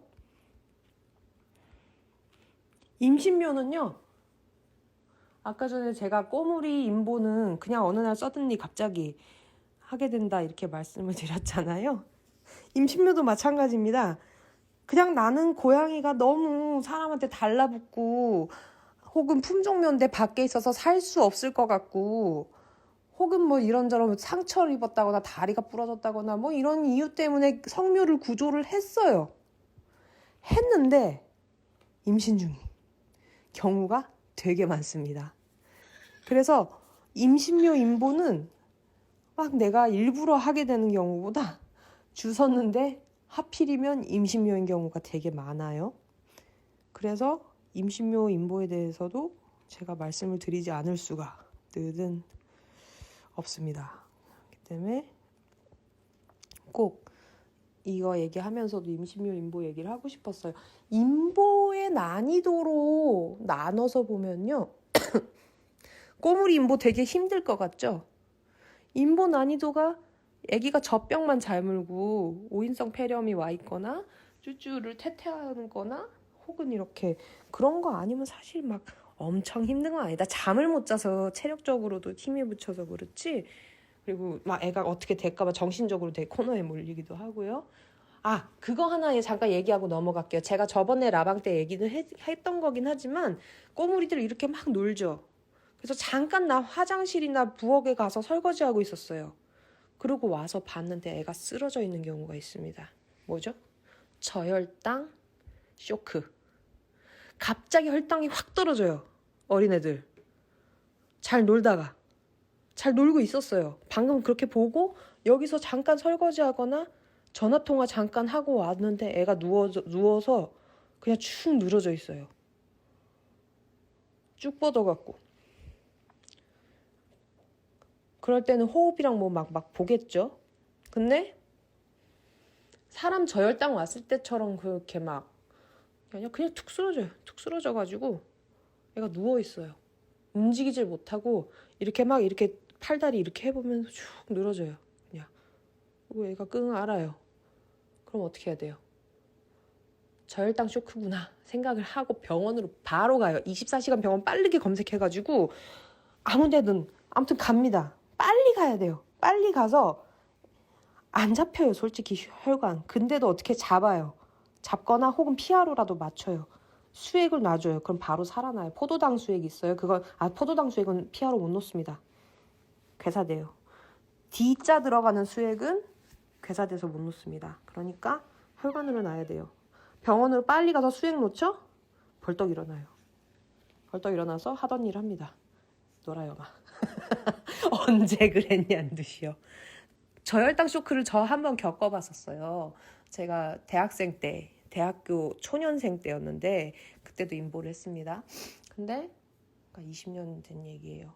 근데 그때 정말 애들이 5마리 임보를 했어요. 5마리가 막 엉켜서 막 놀고 있어요. 그래갖고 아이고 놀아라 이러면서 가가지고 화장실 갔다가 부엌에서 막 그냥 조금 뭐 이거 따글따글 하다가 방에 딱 들어왔는데 아니 애가 쓰러져 있는 거예요. 그래갖고 울면서 아는 원장님 핸드폰 번호를 따고 다니는 습관이 있었어요. 그때 핸드폰 번호로 전화해갖고 새벽 12시 반인가 그때 깨웠어요. 원장님을. 선생님 이제 살려주세요. 빨리 오라고. 그래갖고 갔어요. 택시 타고. 가서 수액 놓고 빨딱 일어났어요. 근데 그걸 놓쳤다. 만약에 내가 자는 사이에 저혈당 쇼크가 왔다던가 내가 잠깐 외출한 사이에 저혈당 쇼크가 오면 어떻게 되죠? 죽어요. 그렇게 마비 상태로 쇼크 상태로 있다 죽습니다. 그러니까 꼬물이 임보, 악갱이 임보의 어려운 점은 사실 뭐 오인성 폐렴이나 막 심각한 전염병이 있는데 생사를 가르는 범백 같은 경우에는 자묘들 같은 경우에는 생존율이 50% 정도밖에 안 됩니다. 동전 던지기죠. 그래서 그런 거 힘든 거 막 입양을 급하게 이렇게 막 시간에 쫓기면서 보내야 되는 거 이런 면에서는 힘듭니다만 사실 임신묘보다는 안 힘든 것 같아요. 왜냐? 임보 중에 난이도가 높은 거는요. 임신묘 임보하고 장애묘 임보입니다. 그리고 또 하나는 질환묘. 신장질환 말기라던가 췌장염 말기라던가 종양 말기 호스피스라던가 이런 거 힘든 거에 비하면요. 꼬물이 뭐 쉽습니다. 잠을 못 자서 그렇지. 근데 질환묘나 이런 것들은 잠도 못 자고 다른 것도 해야 합니다. 그래서 난이도가 더 높다고 하는데 임신묘 임보는 그럼 힘든 게 뭘까요? 임신묘 임보는요. 사실 새끼 돌보는 건 어렵지 않습니다. 어미가 다 해요. 어미가 다 하기 때문에 나는 어미의 밥을 잘 챙기고 편의를 조금 세팅해 주는 거 말고는 할 게 없습니다. 사실. 그리고 출산할 당시에 돌발 상황이나 응급 상황 대처하는 거 그거 말고는 없어요. 근데 뭐가 진짜 힘든지 아세요? 애기들이 다 한꺼번에 자라요. 금동이 하나를 제가 임보를 해요. 금동이의 사이클, 금동이 하나 바라보고 금동이 입양을 올려서 이렇게 사람들 심사하고 뭐하고 한 마리 갖고만 하면 되죠. 임신묘 임보 같은 경우에 출산을 할 때 한두 마리 낳지 않아요. 가끔 자비롭게 한두 마리 낳는 애들이 있어요.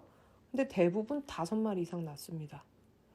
그러다 보니까 애기들이 2개월 때 입양을 가야 한다고 했죠. 근데 내가 입양 신청을 5마리를 한꺼번에 받고 있고요. 한 마리당 3분씩 온다고만 해도 15분이에요. 그리고 얘네들 입양을 가야 되는 시기가 한 놈 보내고 아유 그 다음 놈 이러는 사이 애들이 막 커져요. 자라요. 시간에 엄청나게 쫓기고 심리적으로 압박이 되게 심해요. 그래서 임신묘 임보의 어려운 점은 입양 보낼 때 되게 어렵습니다. 그게 어렵다는 거. 그리고 장애묘 임보. 대표적으로 장애묘 임보 중에 뭐가 힘든가요? 장애묘 임보 중에 진짜 힘든 거 있어요. 후지마비. 후지마비 애들 임보하는 경우에는요. 대소변을 내가 짜줘야 돼요. 배변 유도해서 톡톡 두르기 이런 게 아니에요. 방광을 직접 이렇게 해갖고 찾아가지고 눌러서 밖으로 짜내고요. 똥을 이렇게 해가지고 장 찾아갖고 똥을 밖으로 밀어내고. 후지마비 애들이 힘듭니다. 그러고 그래도 욕창이 생겨요. 그럼 욕창 치료하고 기저귀 계속 깔아주고 어딜 갈 수가 없어요. 신장질환 말기 임보. 신장질환 말기 임보 같은 경우는 피하수액 계속 놔주면서 말기에 오는 여러 가지 그 몸에 오는 갖가지 증상들을 대증요법으로 다 대응을 해야 돼요. 돈이 어마무시하게 들어가요. 이런 거. 종양인보. 종양인보 같은 경우에는 호스피스인데요.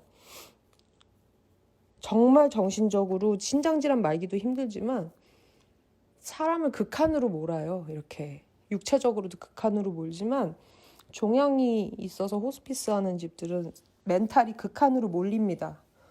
정말 절벽에 서서 누가 그냥 톡 1cm만 밀면 떨어질 것 같이 힘들어요. 그런 임보가 힘들지 꼬물이 임보? 장난이지 뭐. 잠을 못 자 그랬지. 거지 뭐. 제가 꼬물 임보하면서 하혈하고 이러잖아요. 아유, 그래도 장난이에요.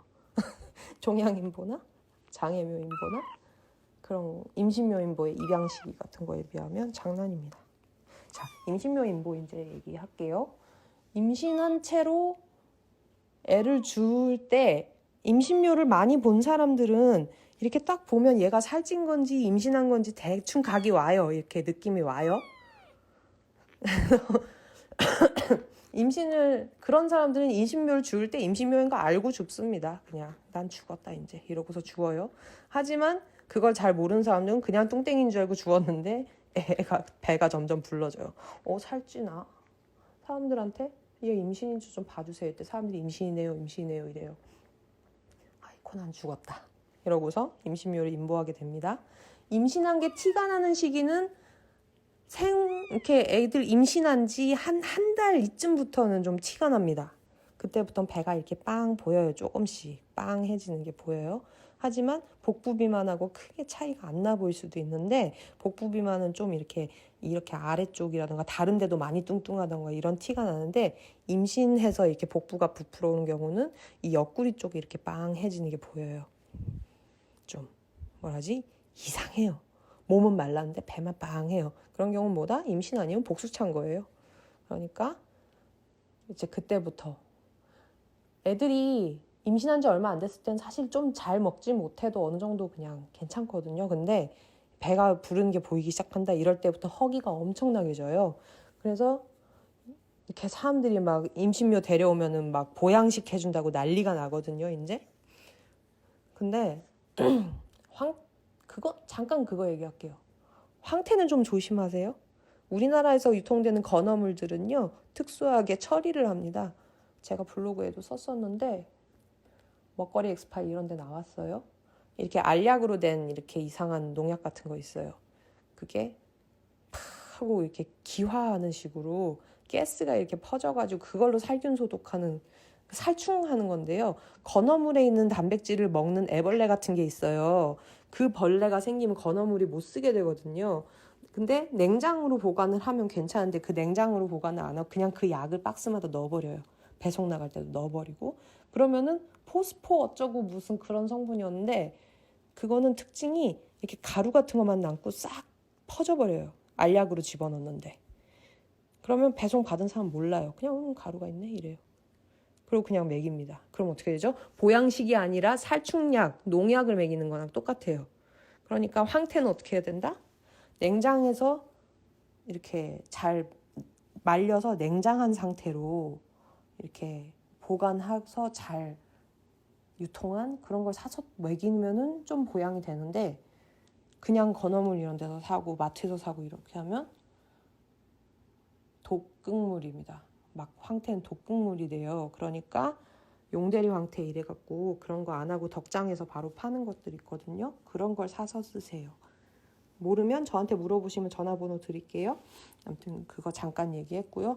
그리고 보양식을 먹일 때 어미묘들한테 보양식을 뭘 먹이는 게 좋은가요? 이렇게 얘기를 하시는데 병원 의사들도 추천하는 게 이제 뼈째 먹는 생선 같은 거예요. 왜냐면 사람도 칼슘 먹잖아요. 그런 것처럼 얘네도 칼슘이 막 필요해요. 어미들 자궁이 어떻게 생겼냐? 이렇게 Y자로 생겼습니다. 제가 듣기로는요. 해부도를 보진 않았는데 근데 그거를 이렇게 새끼들이 2마리는 여기, 3마리는 여기 이런 식으로 해서 불룩불룩 주머니가 덩어리가 이렇게 커져요. 막 되게 얇은 막이에요. 원래는 되게 작아요. 사람도 평소에는 포궁이 작잖아요. 그러다가 이게 불룩불룩 커져갖고 이렇게 막 이런 상태가 되고 몸이 그렇게 칼슘이 많이 필요하고 단백질도 많이 필요하고 지방도 필요합니다. 열량도 필요하고 그러니까 영양가 있게 자주 많이 먹여주세요. 보양식을 따로 못 해주더라도요. 자주 많이 먹여주시면 어미가 잘 되고요. 옛날에는 제가 막 온갖 생선 뼈째 먹이겠다고 이상한 거 구해다가 막 먹이고 그랬었는데 요즘엔 열빙어 같은 게 나와서 편한 것 같아요. 동결건조 열빙어 같은 것도 많이 주시면 됩니다. 이렇게 염분 이렇게 빼고 이런 작업 안 해도 되잖아요. 그런 거 줍니다. 그렇게 해서 챙겨주고 또 그 캔으로 주겠다 그러면 마더 앤 베이비 캔 아까 이유식으로 쓰던 거 있죠? 그것도 어미한테 주고요. 혹은 자묘용 캔, 키튼 캔 같은 거 그런 거를 자주 주고요. 그리고 어미가 그때 되게 까다로워지는 경우 있는데 그때 입맛 까다로운 거 다 맞춰주다가 애기들 이유식까지 망치는 경우 있는데 그거 좀 조심해야 되고요. 자, 이제 출산료 얘기할게요. 이거는 지금 화면에 있는 게 어떤 분이 트위터에서 저한테 출산하려고 하는 어미 출산 준비를 위해서 뭘 준비해야 되나요? 라고 한 거예요. 그래가지고 답변 드린 거예요. 멸균 글러브 얘기했죠. 멸균 글러브 뭐죠? 완전히 무균 상태로 멸균을 한 거예요. 이오가스 같은 걸로 멸균을 하는데요. 그 수술 장갑이라던가 그런 멸균 장갑 이런 거 니트릴 글러브는 그냥 멸균은 아니잖아요. 그런 글러브가 멸균으로 된 거 글러브를 이렇게 약국에 나가는 이런 제품들 이렇게 인터넷으로 살 수 있는 데 있어요. 우리가 피하 수액할 때 사는 거기 있죠. 그런 데서 멸균 글러브 팝니다. 네이버에도 있어요.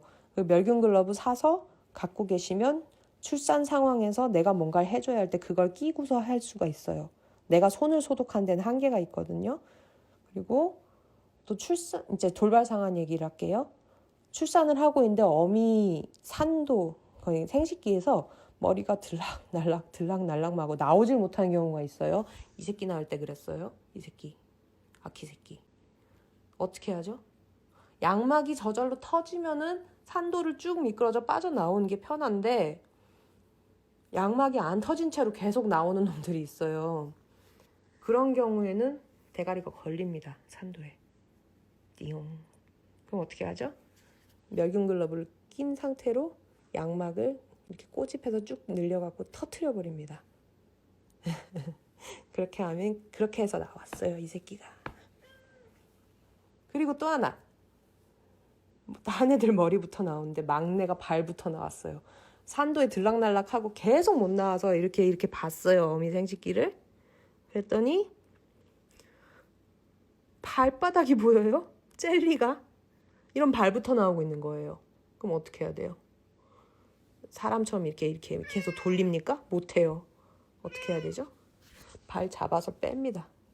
이런 거 할 때도 멸균 글러브 있어야겠죠? 저는 그때 멸균 글러브를 몰라서 손 소독을 해갖고 했지만 그냥 멸균 글러브 끼면 바로 할 수 있습니다. 멸균 글러브 몇 개 준비를 해주시고요.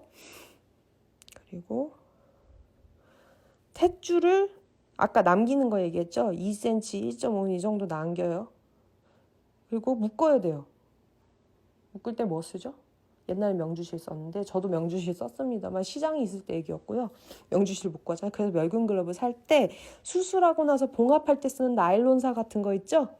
그런 거 가지고 같이 사가지고 그걸로 묶어주는 것도 괜찮다고 생각해서 추천합니다. 자, 그 다음 소독은 뭘로 하느냐? 사람 소독이라던가 혹은 이렇게 외상 같은 거 있을 때 그런 거 소독할 때는 70% 알코올. 이게 소독력이 알코올은요 99% 이게 더 소독력이 좋은 게 아니에요. 70% 알코올 사면 됩니다. 이게 더 소독력이 좋아요.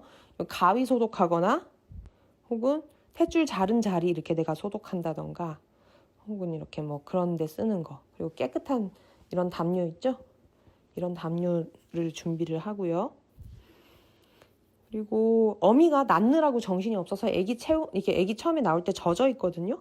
그걸 빨리빨리 안 말려주고 그냥 다음 출산에 열중을 하고 있다. 그런 경우는 말립니다. 명주실에 알코올에 담갔었는데요. 포비돈이 더 낫다고 생각합니다. 그때 뭘 몰라서 제가. 아무튼 새끼 낳았을 때 이렇습니다. 이거 저희 셋째 많이 보던 달콤이가 애기들 낳았을 때 모습이에요. 요때 이제 애들 젖어 있는 채로 그냥 출산 계속 하고 있다. 그러면은 말려줄 수도 있는데 웬만하면 거들지 마세요. 출산하고 있을 때는. 달콤이는 저한테 굉장히 의지하는 애여가지고 제가 출산을 도와달라는 그 은근한 눈치도 좀 주고 이랬던 애인데 제가 돕는 거에 기꺼이 괜찮다고 하는 애였지만 보통의 내가 임보하게 되는 어미들은 그렇지 않은 경우가 많아요. 그럴 때 괜히 손대지 마세요. 그냥 놔두세요. 그냥 난로를 트세요. 그냥 체온 유지가 되게 그렇게 해주시고요. 얘가 아키입니다. 아키랑 형제들. 또 뭐 있냐? 아까 하던 걸로 돌아가자. 생사와 관련된 거면 아기가 숨을 안 쉬어요. 그럼 어떻게 해야 되죠? 아기 코 있는데 내가 살살 빨아냅니다. 입을 막은 다음에 코를 빨아내요. 이렇게 아예 입까지 채로 넣기도 하고요. 그냥 코를 빨아냅니다. 그렇게 해가지고 제거하고 이렇게 몸을 이렇게 막 문질러요. 문질러가지고 이렇게 호흡을 할 수 있도록 약간 그렇게 해주는 거 필요한데요.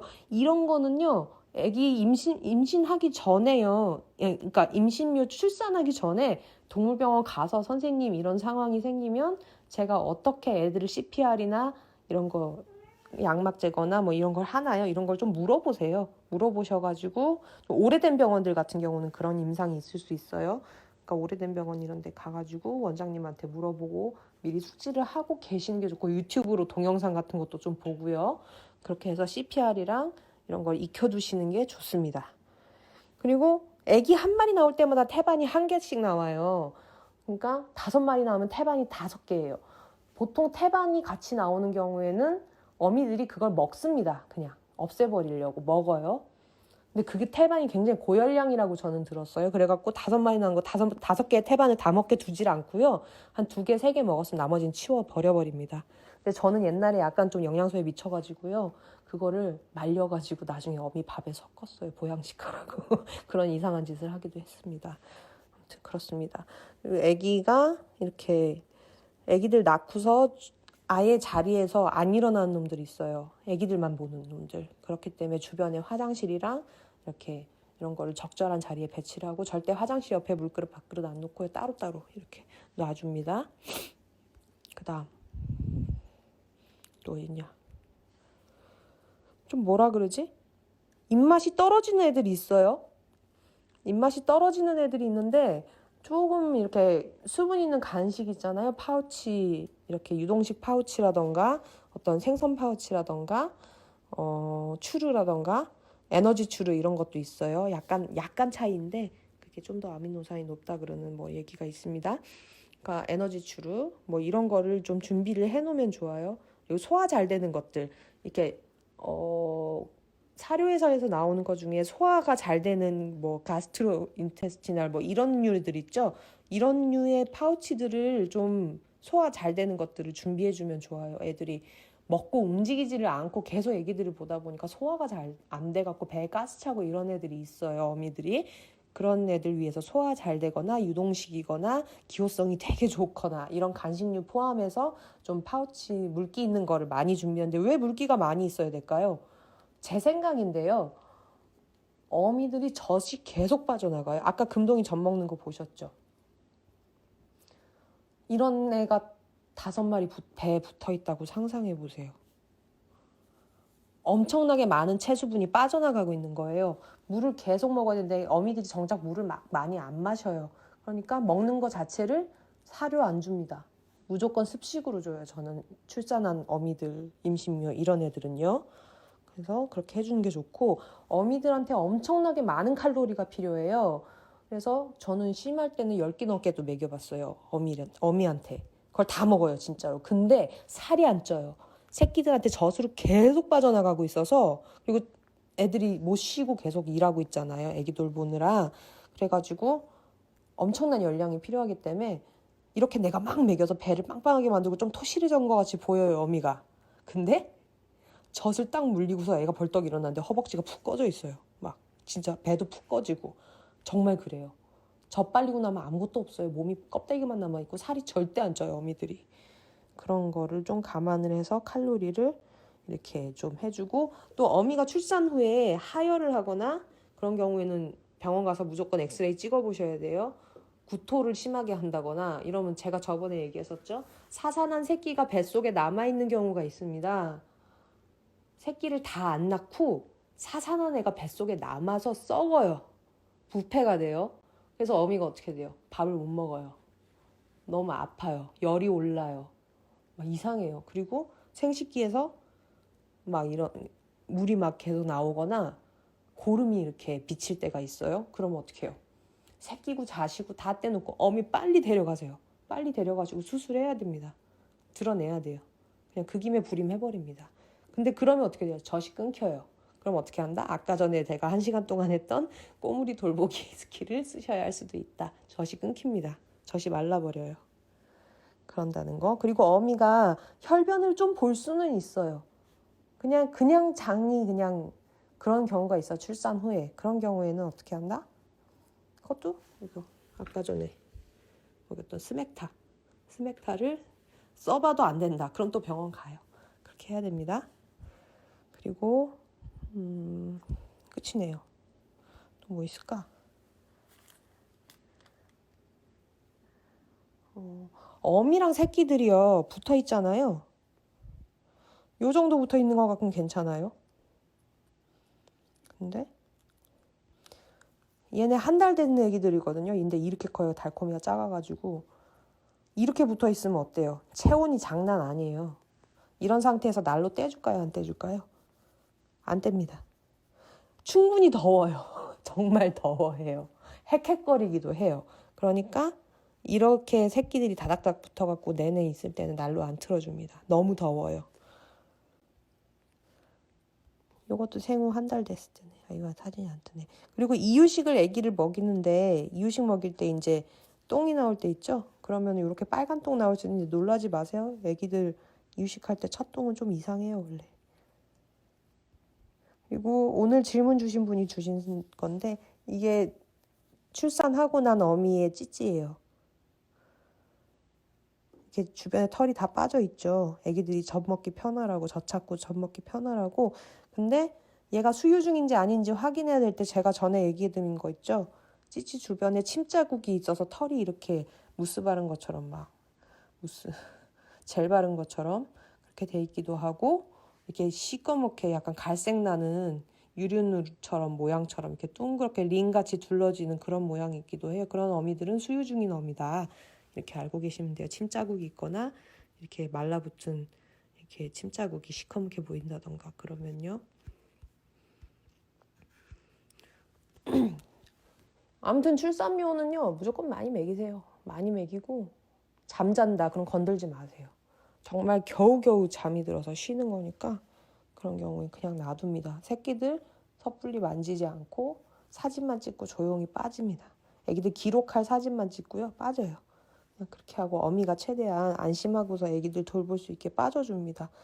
너무 무리해서 보양식을 해주지는 마세요. 보양식을 하느라고 오히려 이렇게 좀 깨지는 영양소가 깨지고 어미들이 소화하기 힘들어지는 경우도 있거든요. 아무튼 출산 후 어미들한테는 기호성 좋으면서 소화가 편한 걸 주시는 거 잊지 말아주시고요. 우리 뿌찌 목욕할 때 사진 잠깐 보여드릴게요. 목욕 전 이유식으로 인해 더러워질 만큼 더러워진 상태. 목욕 중 그렘린 상태. 마지막에 이마만 닦은 상태. 아이고 못생겼다. 목욕 후에 타올 드라이 하고 있는 상태. 이 사진 제가 되게 좋아해요. 얘가 살짝 장모거든요. 그래갖고 털을 가르마를 했더니 이렇게 됐어요. 목욕을 안 할 수가 없는 게 너무 더러워서. 그랬답니다. 아무튼 임신료 관련한 거는 여기까지 하면 될 것 같아요. 질문 있으신가요 혹시? 궁금하신 거. 임신료, 출산료, 그죠? 질문 있으시면 해주시면 좋을 것 같습니다. 되게 여러 가지 상황이 많아요. 근데 임보를 할 때는요, 문제 해결 능력이 되게 중요해요. 말 못하는 동물들이 공경에 처했을 때 인간인 내가 그들의 이렇게 삶을 함부로 흔들지 않으면서 최대한 도와줄 수 있는 방법이 뭘까? 이렇게 좀 얼른 판단할 수 있어야 되고 걔네들이 처한 상황이 각각의 힘듦이 있잖아요. 되게 다양한 형태의 힘듦이 있는데 그것들을 내가 어느 정도 선까지 도울 것인가, 얼마나 도울 것인가, 어느 정도까지 이렇게 개입을 할지에 대해서도 결정을 해야 되고요. 과감하게 결정해야 될 때도 많아요. 새끼들을 포기하고 어미의 생명을 살릴 것인가 이런 상황에 놓이기도 해요. 난산 같은 게 올 때도 있어요. 비만묘 어미들한테 좀 잘 옵니다. 난산이. 그런 경우에 제왕절개를 할 것인가. 제왕절개라면 마취약이 들어가고 뭐하고 하는 과정에서 새끼들이 많이 죽어나갑니다. 그리고 멀쩡하게 태어난 새끼가 마취약에 잔류한 어미의 젖을 먹고 죽기도 하고요. 그리고 젖을 못 먹는데 사람이 제대로 그거를 바로 대응을 못 해줘서 죽기도, 내 난상 경험이 있습니다. 죽기도 하고, 어미가 수술을 한 상태에서 배에 갈라갖고 이랬던 수술 상처가 있어서 젖을 먹이는 때 너무 힘든 경우도 있어요. 그 경우에 드레싱을 어떻게 해줄 것인가라던가 이런 문제 해결을 해야 될 일이 되게 많아요. 그래서 그냥 뭐라 그러지?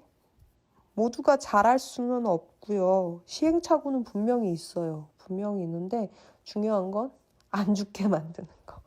일단 문제가 생겨도 내가 살게만 만들면 해결할 기회가 있는데 죽어버리면 기회가 없어져요. 그러니까 출산을 돕는 거든 임신묘가 사고를 당한 거에 대응하든 뭘 하든 간에 내가 1순위로 둬야 되는 거는 생존율을 높이는 겁니다. 생존율을 높이고 그래야 그 다음을 도모할 수가 있어요. 이상입니다. 질문이 없으신 것 같아서 이 정도 하면 될 것 같아요. 아무튼 그렇습니다. 임신묘랑 꼬물이 관련한 질문이 요즘 많이 들어와갖고 라방을 했고요. 그 사이에 우리 금동이는 놀다 지쳐서 자려고 하네요, 지금. 금동아, 그새 잠이 드냐? 고생하셨습니다. 이거 듣는 것도 보통 일은 아니에요. 계속 말하는 사람 이거 듣는 것도. 그거 아세요? 얘 다리에 털 났다고 내가 되게 신나할 때 있죠? 불알에도 털이 났답니다, 그때. 감사합니다. 다 했다. 숙제했다. 그렇습니다. 고생하셨어요. 필기까지요? 어휴, 감사합니다. 아무튼 그래요. 좀 엄마 이거 보게. 돌발 상황에 대처를 잘하자. 그리고 평상시에 24시간 병원을 이렇게 잘 알아둬서 내가 어떤 상황에 처했을 때 바로바로 상담할 수 있는, 믿을 수 있는 원장님 미리 뚫어놓는 것도 중요하고요. 그리고 임신묘 임보는 좀 사정이 나은데 꼬물이 임보를 할 때는요, 재택근무나 무직이 좋습니다. 내가 만약에 꼬물이 임보해 주실 분 막 이러는데 내가 마침 재택근무 중이거나 날백수다. 그러면 저요 해주시면 좋겠어요. 그런 분들이.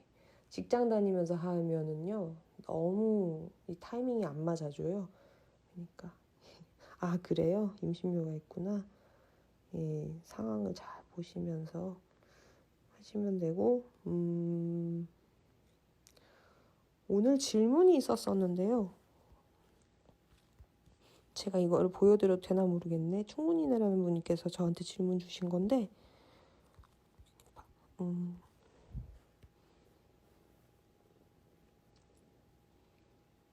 돌보는 길고양이 중에 임신한 애가 있는데 3월 5일 때부터 배가 불러오는 건가 싶었는데 계속 배가 불러지다가 4월 8일까지 만삭이었다가 5일 동안 안 보였다가 배가 홀쭉해져서 애기를 낳은 거죠. 근데 이분이 생각하기에는 아직 애 낳을 때가 안 된 것 같아서 조산인가 사산인가 이 걱정이 되셨대요. 근데 제가 아까 그랬죠. 임신 한 달째부터 티가 나기 시작한다고요. 그래서 이분이 3월 5일에 배가 불러오는 걸 인지를 하셨으면 이미 임신 1개월 차일 경우 그 확률이 높으니까 시기상으로 4월 8일이면 출산할 시기가 맞기는 하다. 임신은 보통 2달 해요. 그래가지고 나타났어요. 그러고 나서 젖꼭지에 털이 빠져 있고, 그런데 얘 아지트에는 새끼 우는 소리가 안 나고 어디다 나는지 모르는 거죠. 그리고 어미도 되게 태평한 거예요. 카야도 그랬거든요. 애들 있는데 딱히 빨리 가야 되는 것 같지도 않고 바빠 보이지도 않고 평소랑 그리 다르지 않은 거예요. 그래서 이분이 걱정한 건 뭐냐.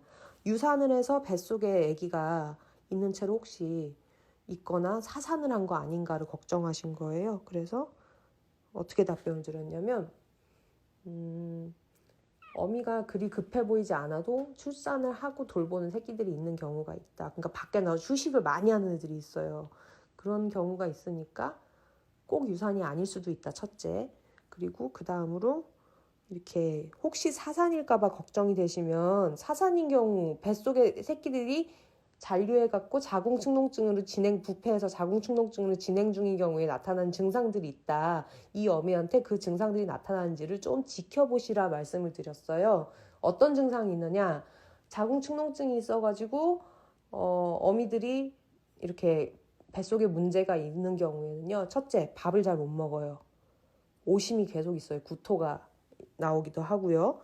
그 다음에 또 하나는 설사도 합니다. 그런 경우에는 설사하는 경우가 있어요. 그리고 아까 전에 제가 말씀드렸죠. 농이 비치거나 이렇게 분비물이 막 이렇게 나오고 그래서 엉덩이가 막 젖어요. 그리고 농이 이렇게 진짜 보이기도 해요. 그런 경우는 어떻게 또 체온도 막 올라 있어요. 아무튼 식욕이 없고 기운이 없어요. 그러면은 포획을 하십시오. 그냥 더 이상 망설이지 말고 심지어 배가 빵빵해지기도 해요. 이게 자궁이 터지기 직전까지도 막 커지다 터지기도 해요. 진짜로. 그래서 그런 경우에는 포획해서 바로 데려가시라고 해요. 새끼고 뭐고 어미 죽는다고. 그래서 그런 경우에는 자궁축농증 가능성도 있다. 사산의 경우엔 자궁축농증 확률이 더욱 높기도 하고 출산에도 항상 위험이 따른다. 출산을 했는데 사산한 새끼가 안 나오는 경우도 있어요. 걔네들은 나가겠다고 자궁에 신호를 추노를 보내질 못해요. 자궁이 그냥 수축하면서 밀어내야 되는데 못 밀어내기도 하거든요. 그러니까 그런 경우가 있기 때문에 출산묘, 임신묘 인보하는 경우는 그런 것들도 좀 구분하실 수 있는 센스가 있으면 좋아요. 그렇습니다. 아무튼 이 어미가 태평한 건 잘 알겠어요. 우리 카야. 여기 왼편에 있는 카오스가 카야예요. 금동이 엄마. 저한테 이렇게 밥 조르고요. 제가 그 2마리 새끼 돌보고 있는 거 아닐까 얘기했었잖아요. 근데 그러기엔 너무 밖에 오래 있어요. 이런 애들이 있어요. 하지만 제가 속단할 수 없는 거죠. 이 얘가 남아있는 새끼가 있는데 이러는 건지 새끼가 아무도 없어서 이러는 건지 제가 알 수는 없어요. 그래서 어떻게 하냐면 그냥 기다리기로 했습니다. 2달 정도.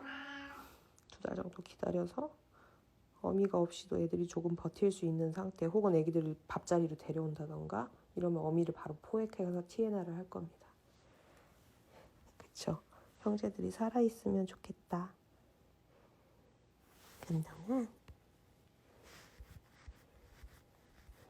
금동이 자요. 이모가 안 움직여서 행복해요. 금동아, 응? 이모가 브랄메니아라는 걸 잊지 마. 네가 인보 엄마 복이 없어. 귀여워. 알맹이도 안 만져줘요. 엄마 오줌 나와. 야 자면서 오줌 싸. 미치겠다. 고추 만졌다고 오줌 나와요. 아, 나 못 살아. 골골대지 마.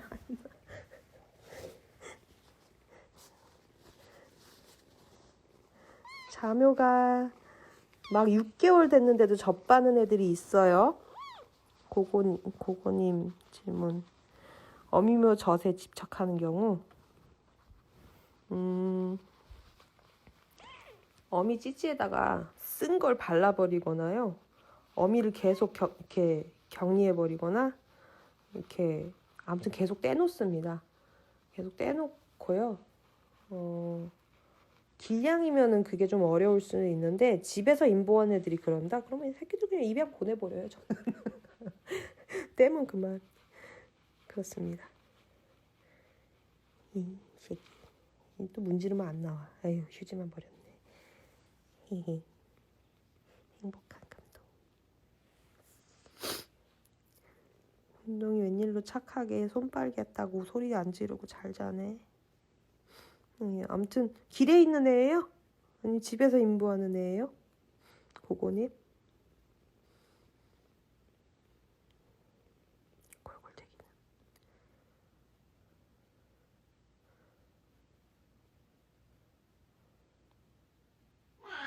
엄마 깜짝이야. 금동이 놀란다. 길에 있는 애면은 사람이 어떻게 해줄 수는 없고요.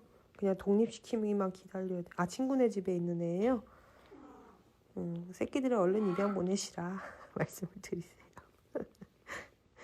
가정교배는 아니죠? 가정교배는 아니긴.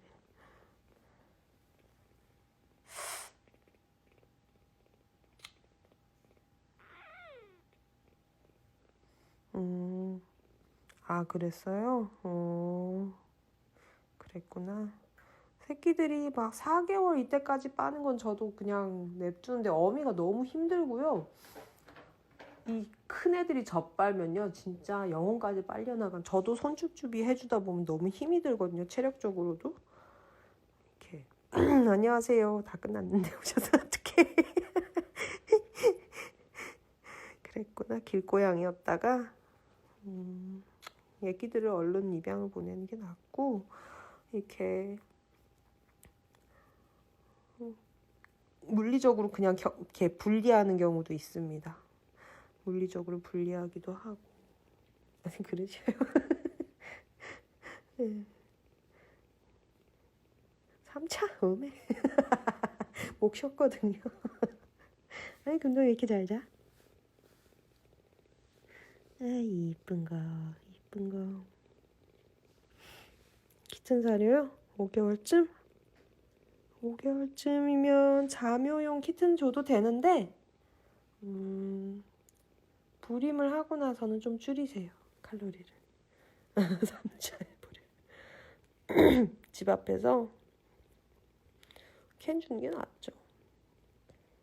살 찌우는 게 목적이시면 사료 주는 게 살이 잘 찌는데, 그냥 웬만하면 습식 캔 줍니다.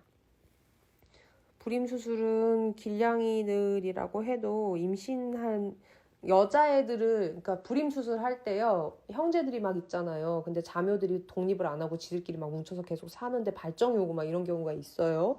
발정이 요즘 애들은 좀 빨라요. 옛날에는 발정이 막 좀 늦게 오거나 혹은 첫 발정은 모르고 그냥 지나가거나 이랬는데, 요즘 애들 발정이 빠르고 시게 오는 경우가 있어요. 첫 발정도 많이. 그게 늘은 것 같아요.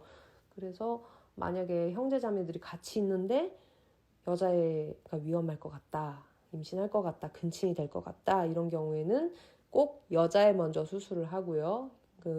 남자애들은 요도라던가 이런 생식기가 좀 더 자라게, 이게 성호르몬으로 인해서 성숙하는 거기 때문에 불임을 일찍 해버리면 요도가 어느 정도 자라다 그냥 안 자라버리는 거 있죠. 짧고 가늘게 그 상태로 그냥 어린 상태로 그냥 성묘가 돼버리기도 한다고 하니까요. 그래서 저는 수컷들은 만땅 키워요. 만땅 키우고요. 여자애들은 그런 상황이면 좀 일찍 수술을 합니다. 그리고 전에 제가 유선종양 설명드릴 때 잠깐 얘기 드렸지만, 유선종양은 발정 횟수가 여러 번일수록 올라갈수록, 그리고 출산 경험이 한 번이라도 더 해질수록 유선종양 확률이 확 올라간다 그랬잖아요. 굉장히 높은 확률로 팍팍 올라가요. 20, 50 막 이런 식이에요. 그렇기 때문에 여자애들은 사실 조금 이르게 수술하는 것도 괜찮다라고 저는 생각해요. 여기서 이르게라고 하면 막 5개월 이런 게 아니라요. 첫 발정은 좀 그냥 지나고요. 웬만하면 저는 두 번째 발정쯤 한 8개월, 10개월 이때쯤 있죠? 이때쯤에 여자애들 수술합니다. 그리고 남자애들은 만땅 키워요. 1년 이상 키워요. 그렇게 하고 불알 따버립니다. 그리고 그 불알을 간직하죠. 그렇습니다. 길냥이들 경우에는 어미가 독립을 안 시키는 어미들도 있어요. 끼고 살아요, 그냥. 그런 예쁜이 같은 애들, 그런 애들도 있는데, 그런 경우도 균친 교배 안 되게 어미를 재빨리 수술을 한다던가 한꺼번에 잡아들여서 수술해버립니다, 저는.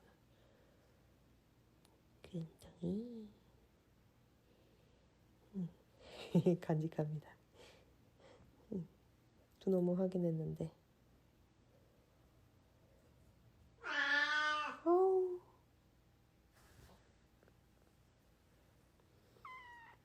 나머지는 모르겠어요. 그러면 그냥 한꺼번에 수술해버립니다, 그냥. 그럼 여자애 얼른 서두르세요. 얼른 서두르세요. 그쵸, 잘 잤지. 불알이 안 보여요? 꼬리를 내리고 다니는 갑네. 띠용띠용. 금동이 자다 깨잖아, 할비놈아. 다 잡아서 하는 게 나아요. 8개월 돼서 임신할 것 같으면 그냥 6개월 때라도 잡아내세요. 임신하는 것보단 낫습니다. 만약에 기다리는 것이 너무 위험할 것 같다, 리스크가 있다 싶으면 그냥 체중이 2.5kg 넘는 것 같아, 그 정도 느껴지실 때 수술 그냥 맡겨버리세요. 그게 안전합니다. 어떤 경우라도 임신보단 낫습니다. 젤리.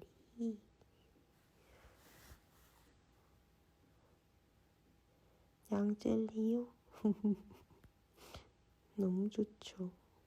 보들보들하고요. 말랑말랑합니다. 그러게요. 이 작은 성묘만 해요? 그러면 당장 서두르십시오. 그렇죠. 중기까지도 가능은 한데요. 너무 만삭이면 어미가 위험해서 수술 못 시키고 도로 데리고 나옵니다. 애기. 아이, 이뻐. 서두르셔야 합니다. 되게 다 컸어. 오늘 제가 막 그랬어. 얘 내가 낳았다고. 내가 낳았어. 그렇지 않고서야 이렇게 예쁠 수는 없는 거예요. 아, 그래요?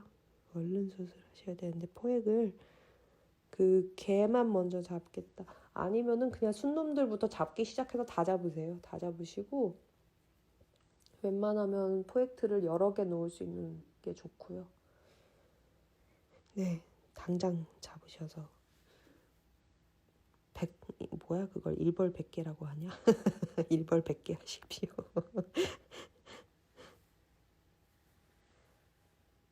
예, 다리를 그렇게 쩍 벌리고 남자가 조신하지 못하게. 에휴, 그러게요. 대여는 안 되나 봐요? 거기는? 대여를 받으시지.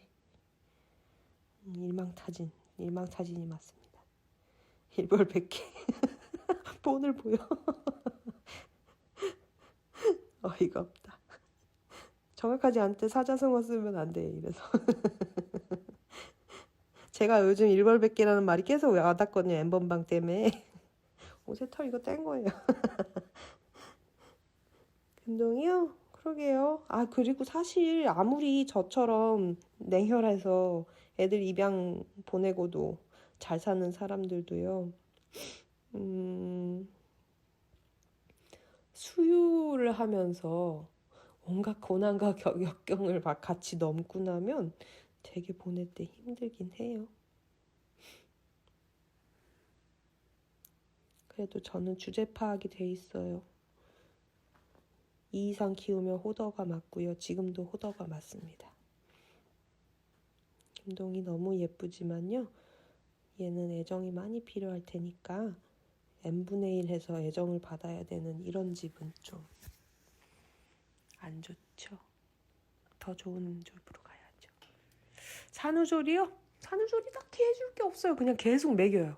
계속 먹이고요. 보양식도 아까 말씀드린 것처럼 이렇게 그냥 자주 먹이는 쪽으로 많이 하고 열빙어 같은 거 이런 것들 좀 많이 주고 아무튼 자다 깨나 호더 조심. 호더가 되는 거 스스로가 호더가 되는 거를 항상 이렇게 가슴에 새겨야 돼. 뼈에 새겨서 이렇게 나 자신이 여기서 욕심을 내면 뭐다? 호더다. 주제 파악을 하라 라고 스스로를 항상 다 잡습니다. 미국 사는 간호사분이 고양이 3마리 길렀는데 셋째를 안 쳤는데 첫째가 아이고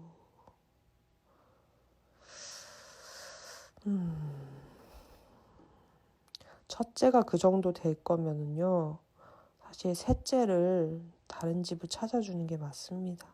아키추르요? 아키추르 넘어올까? 야, 금동이 네 자리 가서 자라. 성묘들한테도 해피타임이 필요해. 자, 보자. 먹여준다. 추를 먹여보겠습니다. 원룸이라고요? 아이고, 그러면 첫째가 어떻게 되냐면 첫째가 도망갈 데도 없는 거예요. 꼴 보기 싫은 놈으로부터. 웬만하면 셋째 인보였으면 그냥 보내라 싶네요. 맘마? 맘마? 아이고. 맘마. 아키를 꼬셔볼까요? 아키 이족 보행을 시켜볼까요? 이사까지 했다고요? 단단히 애를 먹이는구만. 그러면 안 되죠. 지인분인데 죄송한데요. 너무 무리수 두는 분이네. 그죠? 고양이한테 몹쓸 짓입니다, 그거. 욕심내지 말고 셋째 얼른 보내고 정신 차리시기를. 죄송합니다. 말을 가려서 못하네요. 근데 솔직히 설기님이 봐도 그건 아니잖아, 그죠? 그건 아니잖아요. 셋째라고 하면 안 되죠. 그렇게 상황도 안 되시면서 무슨 셋째 욕심을 내요. 저도 욕심내다 망했잖아요. 캣푸어 됐잖아요. 원룸 살고 있으면 말 다 한 거예요. 제가 원룸 살 때도 형편이 진짜 안 좋았거든요. 주제 파악 못하고. 그래도 저는 셋째 넷째 드릴 때는 최소한